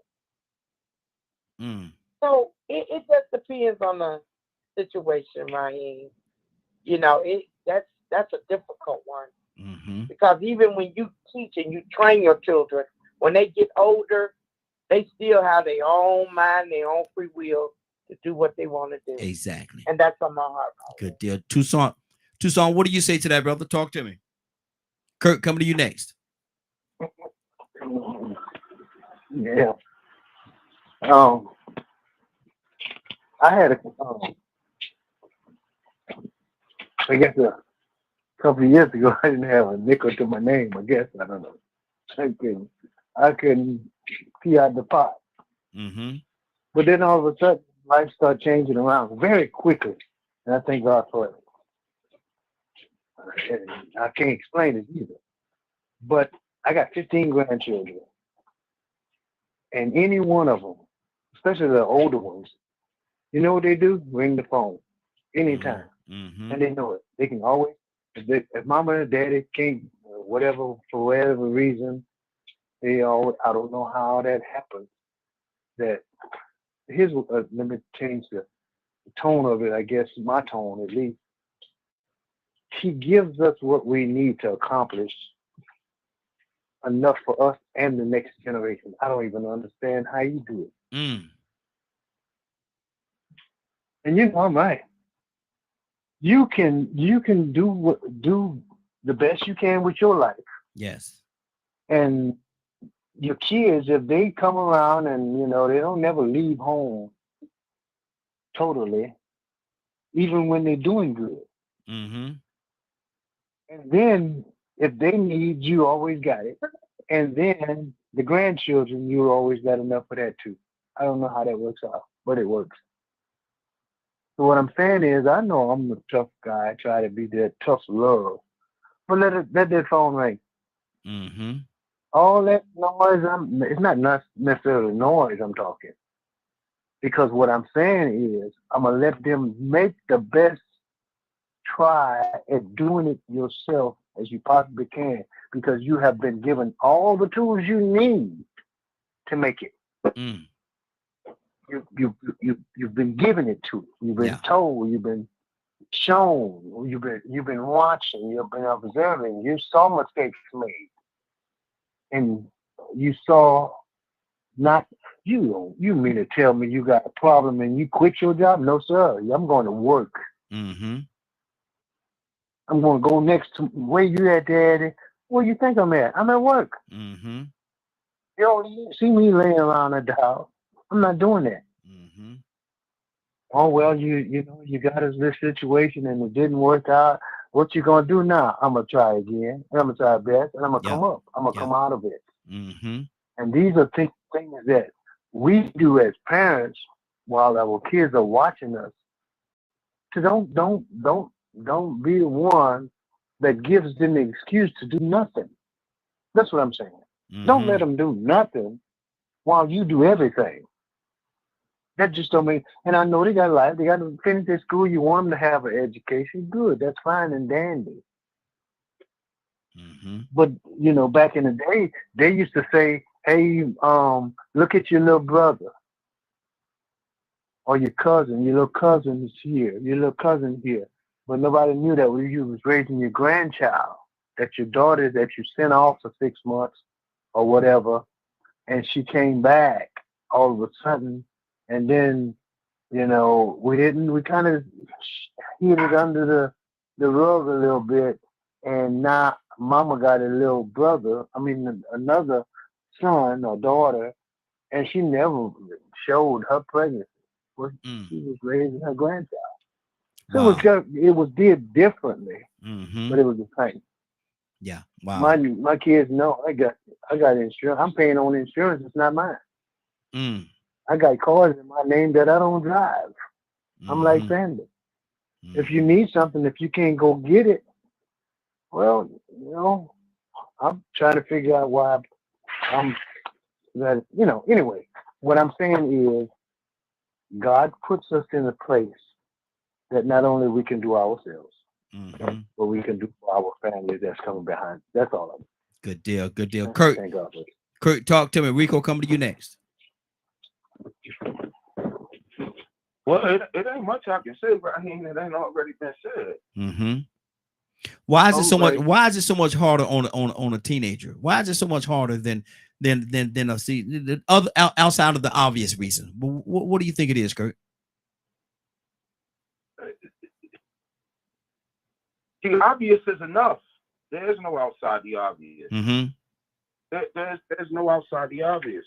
Most times, kids are really not prepared to be parents. Are any of us though, even at 30 years old, are we prepared? Because that's a whole different walk that we've been around our nieces and nephews and other children, but our own. That's a whole different dynamic on it, Kurt. You're responsible for this other little person. Are any of us prepared? None of us are really prepared. There's, people write books on how to be a parent, but in real time, to be painfully honest, in real time, there's no book that covers what goes on in real time. Yeah. Right. So none of us are really prepared, but we're talking about kids. Yeah. There you go. At least as an adult, if you have been taught properly, as an adult, you understand one thing, that a decision has to be made. I can't put this off for tomorrow, even though I would like to. I can't put it off for tomorrow. I can't think about yesterday. I got to think about right now and what's going on right now at the present time. Yeah. So, as an adult, you kind of forced to make those decisions like that. As a child, to be honest, if you have any kind of support system whatsoever, you kind of have options. Just like a prime example is Willa said earlier. She had her kids when she was young. Well, a lot of times, if we just go back to that time, for example, when I was a child, my mother had a support system. Although my mother was 20 years old when she had me, she still had a support system. My grandma was right there. All right, now, Sherry, you gonna do this? Doggone girl, go on do that. I got the kid. Don't worry about it. Yeah. Yeah. Now we have a situation where, in all reality, and I ain't trying to blame nobody. Don't want to blame nobody. But look at the system as a whole. The parents nowadays, in all reality, is trying to be as young, if not younger, than the kids. The kids are trying to be older, if not older than the parents. So who's watching the hen house? So these kids are growing up without that extra support.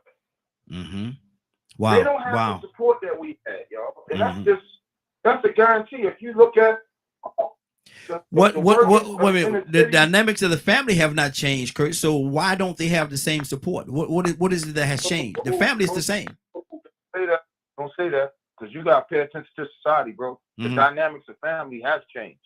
Explain to me how. It has completely changed. Explain to me how. It has. For example, the dynamics of a family, right?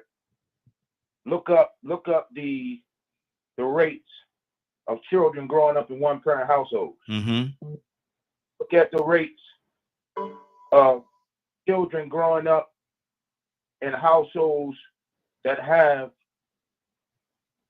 several or major traumatic experiences.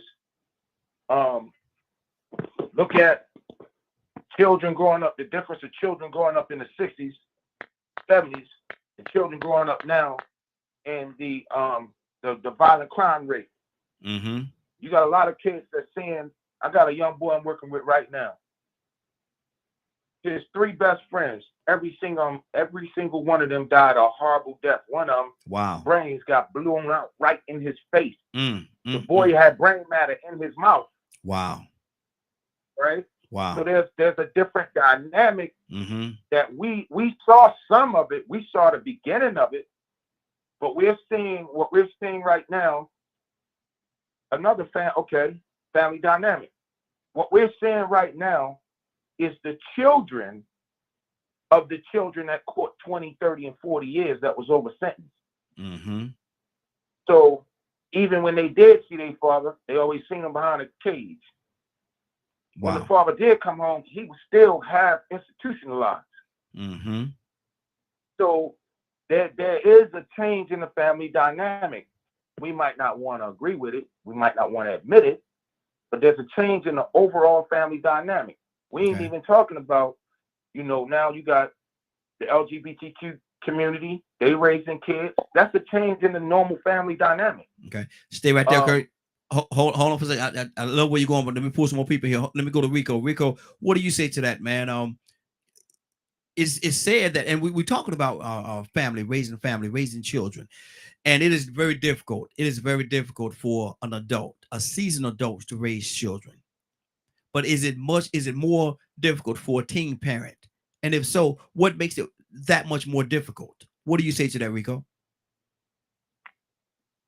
Oh, what makes it much? I think I sort of hit on this earlier. The fact of the lack of maturity and responsibility and lack of experience. I don't want to sound like I'm repeating myself, but it's going to end up going back to the fact that you have a lot of young adults that don't know the patience that they need. The sacrifice that it would take. I mean, they're not only going to have to sacrifice money and sacrifice time, but they're going to sacrifice a lot of sleep. And we all know how frustrating it could be when you need to get some sleep, but you can't. And that's just one of the basic parts of having a child. You're going to have to wake up about every 2 or 3 hours. That child is not fixing to sleep throughout the night until maybe about 3 or 4 months. Then you might get the child to sleep throughout the night. The little private time, one-on-one time the parents like to have sometime, man. I wish you would. Think you're going to have you some fun.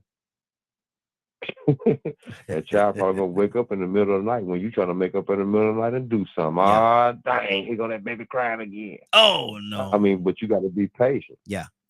You have to be patient. You have to make sure you don't get frustrated, because these are children who are very dependent on you for their survival.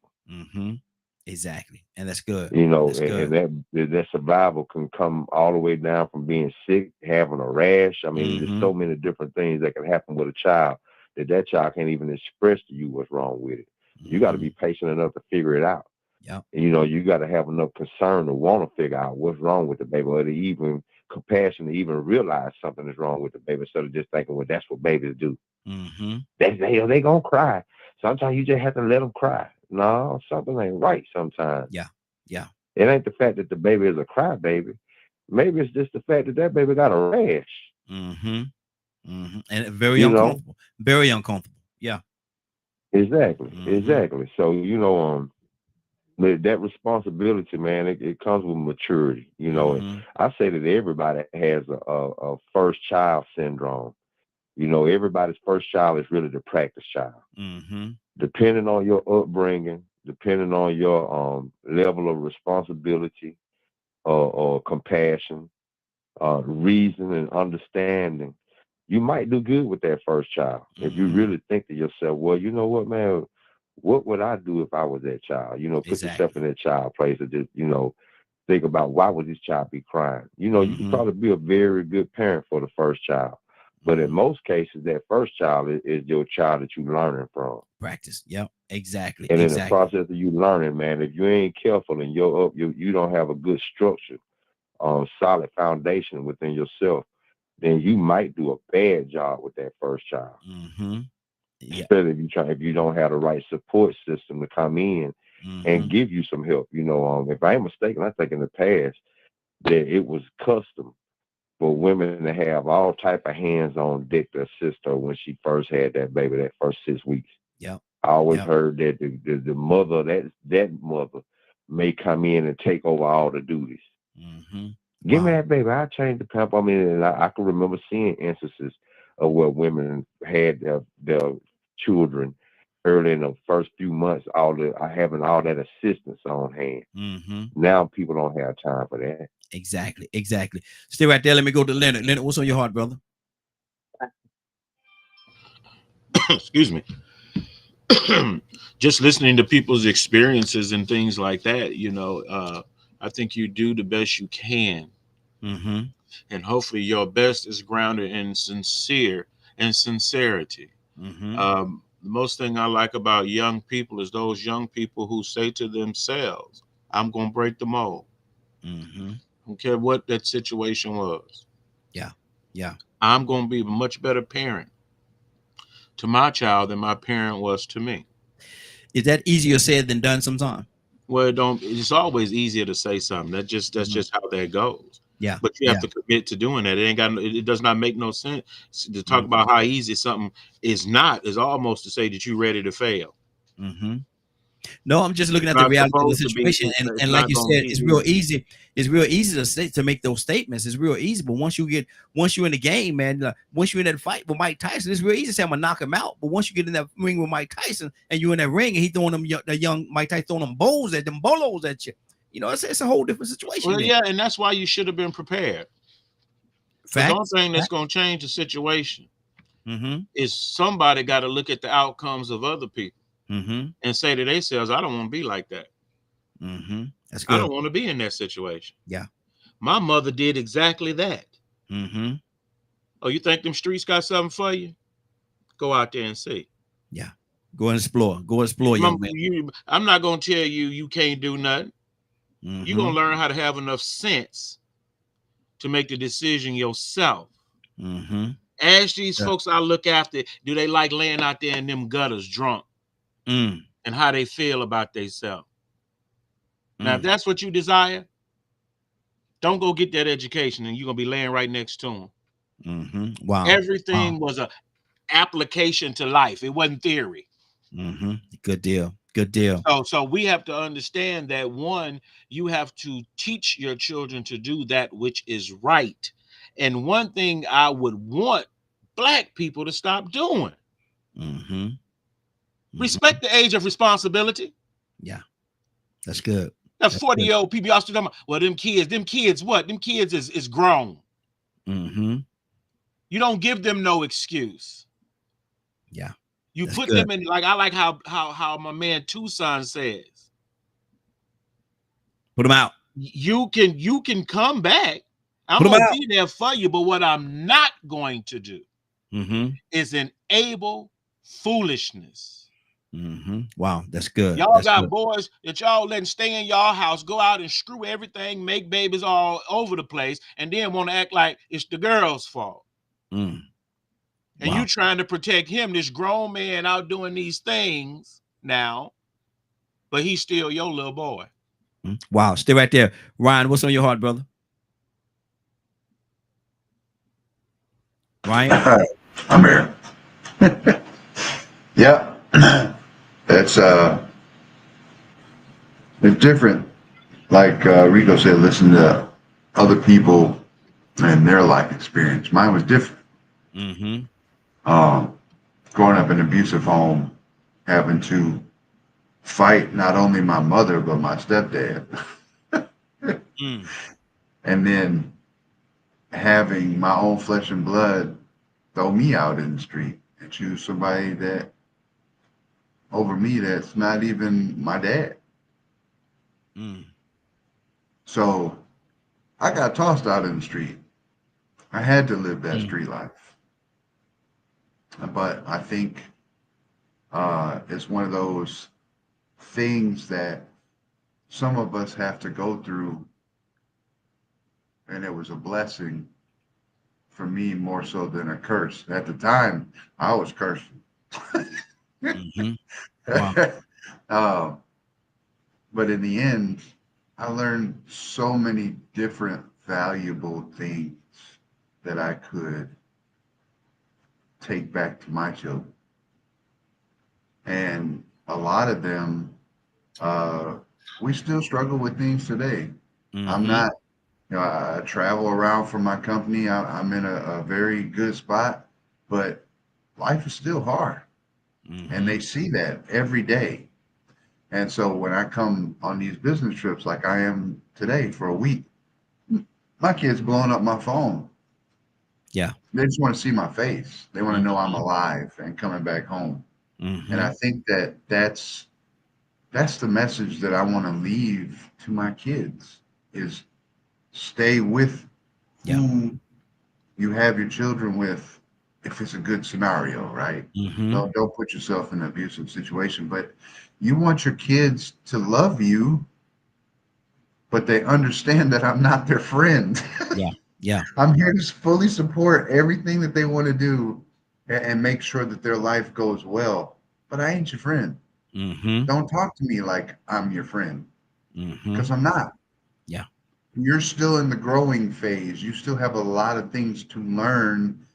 And if you make the decision to leave home before I've taught you how to write a check, how to manage bills, how to go through and understand what your weekly, bi-weekly, and monthly finances or responsibilities are for the bills for your house, you're making a poor decision. And I can't stop you when you hit 18 and you want to run out the door. But I didn't do what was done to me. I didn't put you out at 14. I'm willing, ready, and able to provide you all of the love necessary for you to succeed and teach you in all of the ways that I know how to succeed in life. But the ball is still in your court. You have to make that decision to stay home and learn those things. Yep. On your own. Yep. On your own. Wow. Anybody else have anything they want to say on this topic before we get out of here? Is what is it? 10:02. So it's time for us to get out of here. But Cassandra, got anything on your heart? No, sir. What? Willow. You know, I really did have something on my heart right here. Well, come on, let's talk about it. You know, I really did. You know, children are the most precious things that you can have in this here world. Because there are so many things that you can add to your child. And so many things your child can add to you. Yes. Because we should never get so old that we can, except sometimes when our children get old enough that they could say something to us that helps us. But sometimes when we get at a certain age, we get so prideful, we get so stubborn, they can't teach us nothing. But that's not true. That's not true, because we learn it right now, the different generations, right now. Not saying that what they're doing are right, but you're learning that communication piece, because that's what's necessary. That's what's necessary for us all to understand one another. So I just want to say that for kids are, man, because I have grandkids now that are so precious. The good thing about them, they get to go back home. That's the good thing. Exactly. I just wanted to put that out there right here. Good deal. Toussaint, close us out, brother. What's on your heart? I put I put my son's clothes and took them out the drawer and the closet after he graduated high school. Took them out. Son, you gotta find something to do with these clothes. He now has his Navy chief. He had 7 children. He has 6 children. Stays in San Diego, California. It's not cheap. I got the keys to a house that he has in Mobile, Alabama. He stays in Virginia. That's a thing that I believe that calls tough love. Not saying because every time he calls, if he needs something, I'm going to be there. I don't care what it is. I don't care how much it is. But he's going to do the first effort, not me. Yeah. He's going to do what he needs to do first. He said, I never thought my daddy would do me like that. Best thing I could ever did for him. Because I didn't raise a child, I raised a man, I believe. I helped raise anyway. Exactly. That's good. That's good. Now I'm gonna throw a question out there and I want everybody to give me their response to it. Totally different question. Ain't got nothing to do with nothing we talked about today. Rico, I'm gonna start with you. Rico, you there?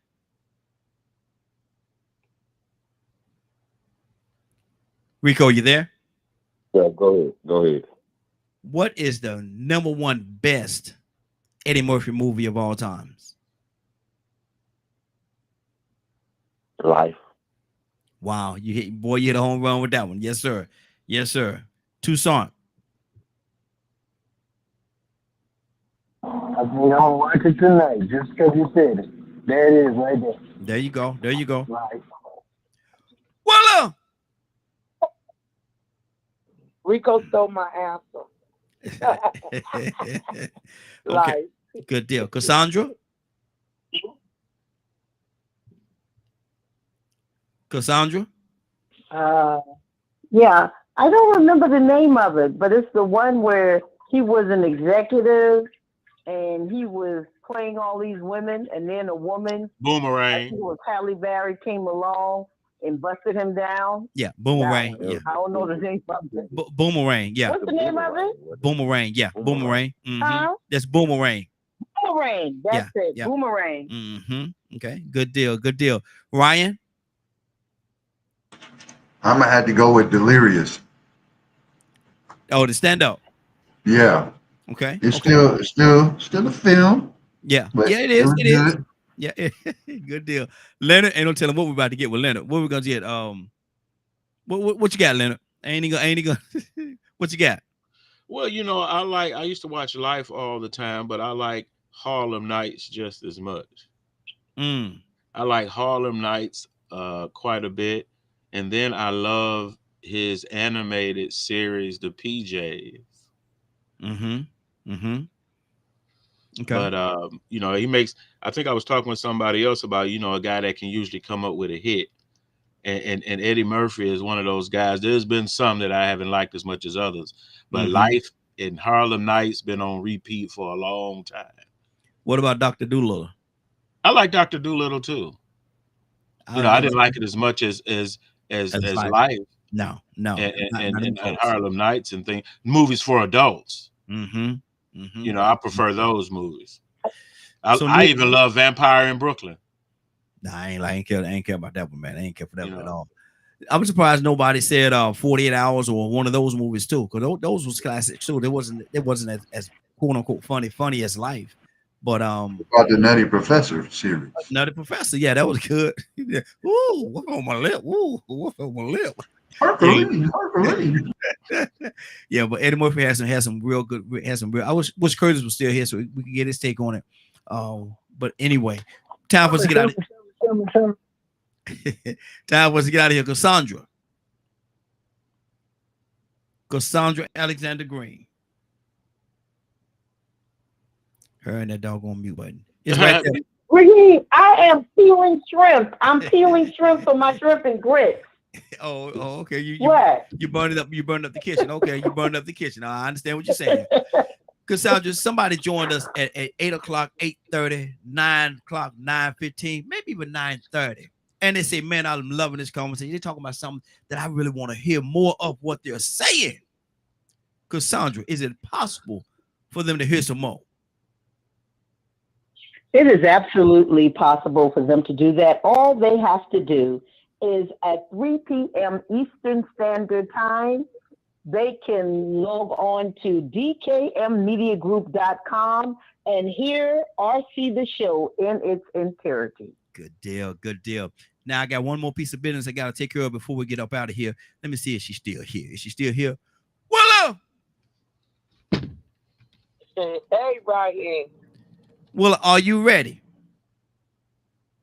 I'm ready, Raheem. I am so ready. Oh no, now you don't sound like you're ready. Willa, you sure you're ready? I'm ready, Raheem. Come on, Raheem.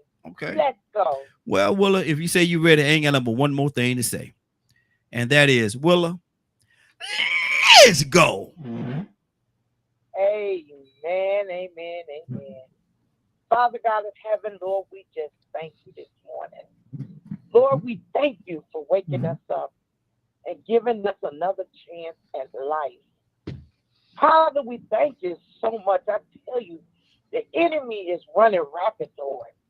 But Father, I know that you are still in control. Yes. Father, I know that you continually bestow your grace and your mercy upon us, oh Lord. Father, I thank you. Thank you, Lord, for your word, because you sent your word for healing. You sent your word for strength. And Father, I thank you.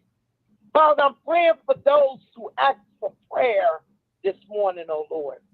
Father, I might have forgotten their name, but Father, I know that you know, because you are all-knowing, all-powerful, and all-present.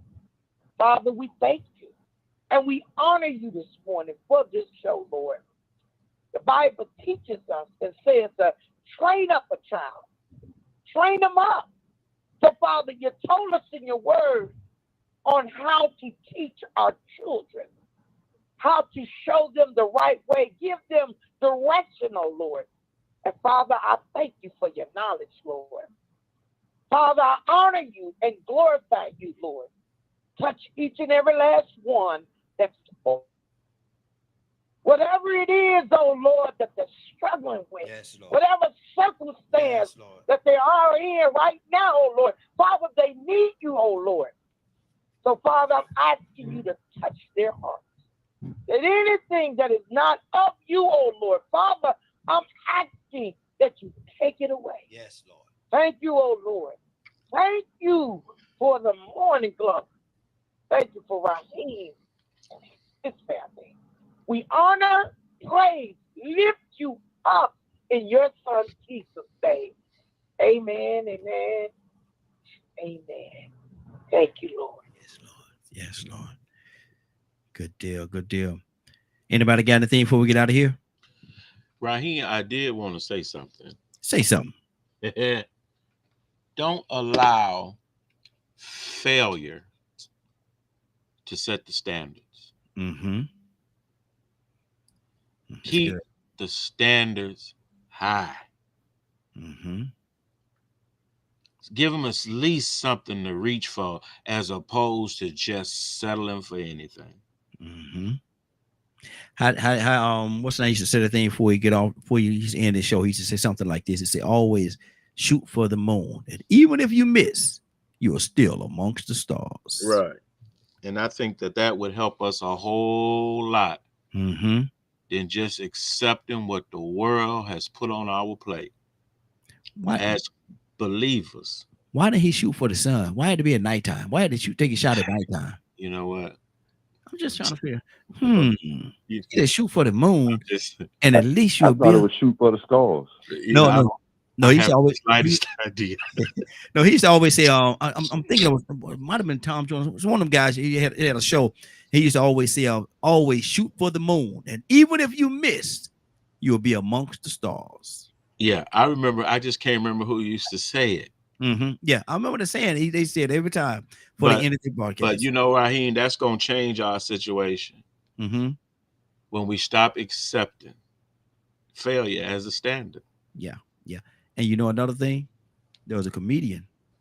He said, man, he had this great idea. He said, man, people done went to the moon. He said, I ain't gonna do that. No, I ain't gonna do that. I'm gonna do something different. I'm gonna let him go. They said, well, what you gonna do? He said, I'm gonna go to the sun. He said, what?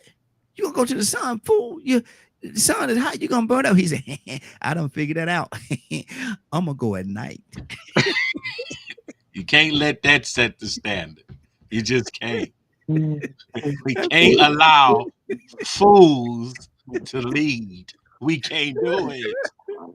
Not long as I'm breathing.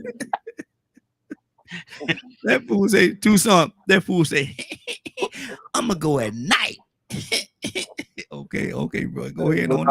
It sounds logical to some people. Oh, I don't want to eat dinner with them people.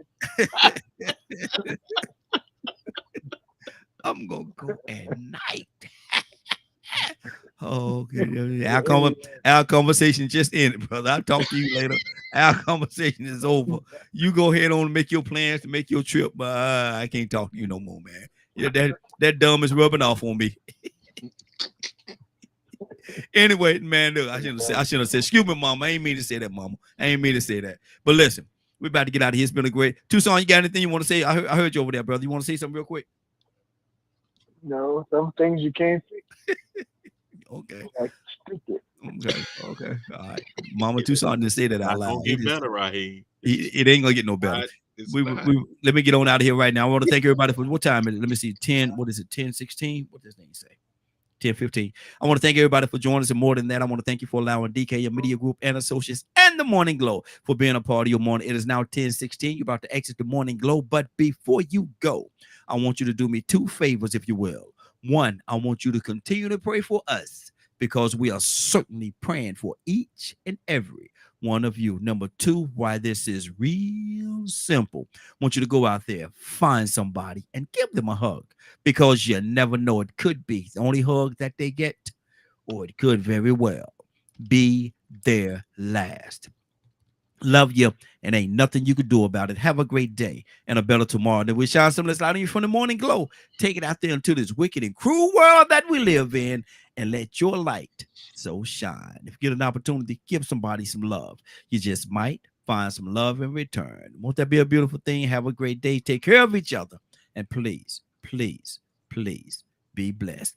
Give somebody some love and truth. They would appreciate it, and I'm sure that you will as well. Have a great day. Talk to you tomorrow morning. If the same. Have a great evening, y'all. Love you.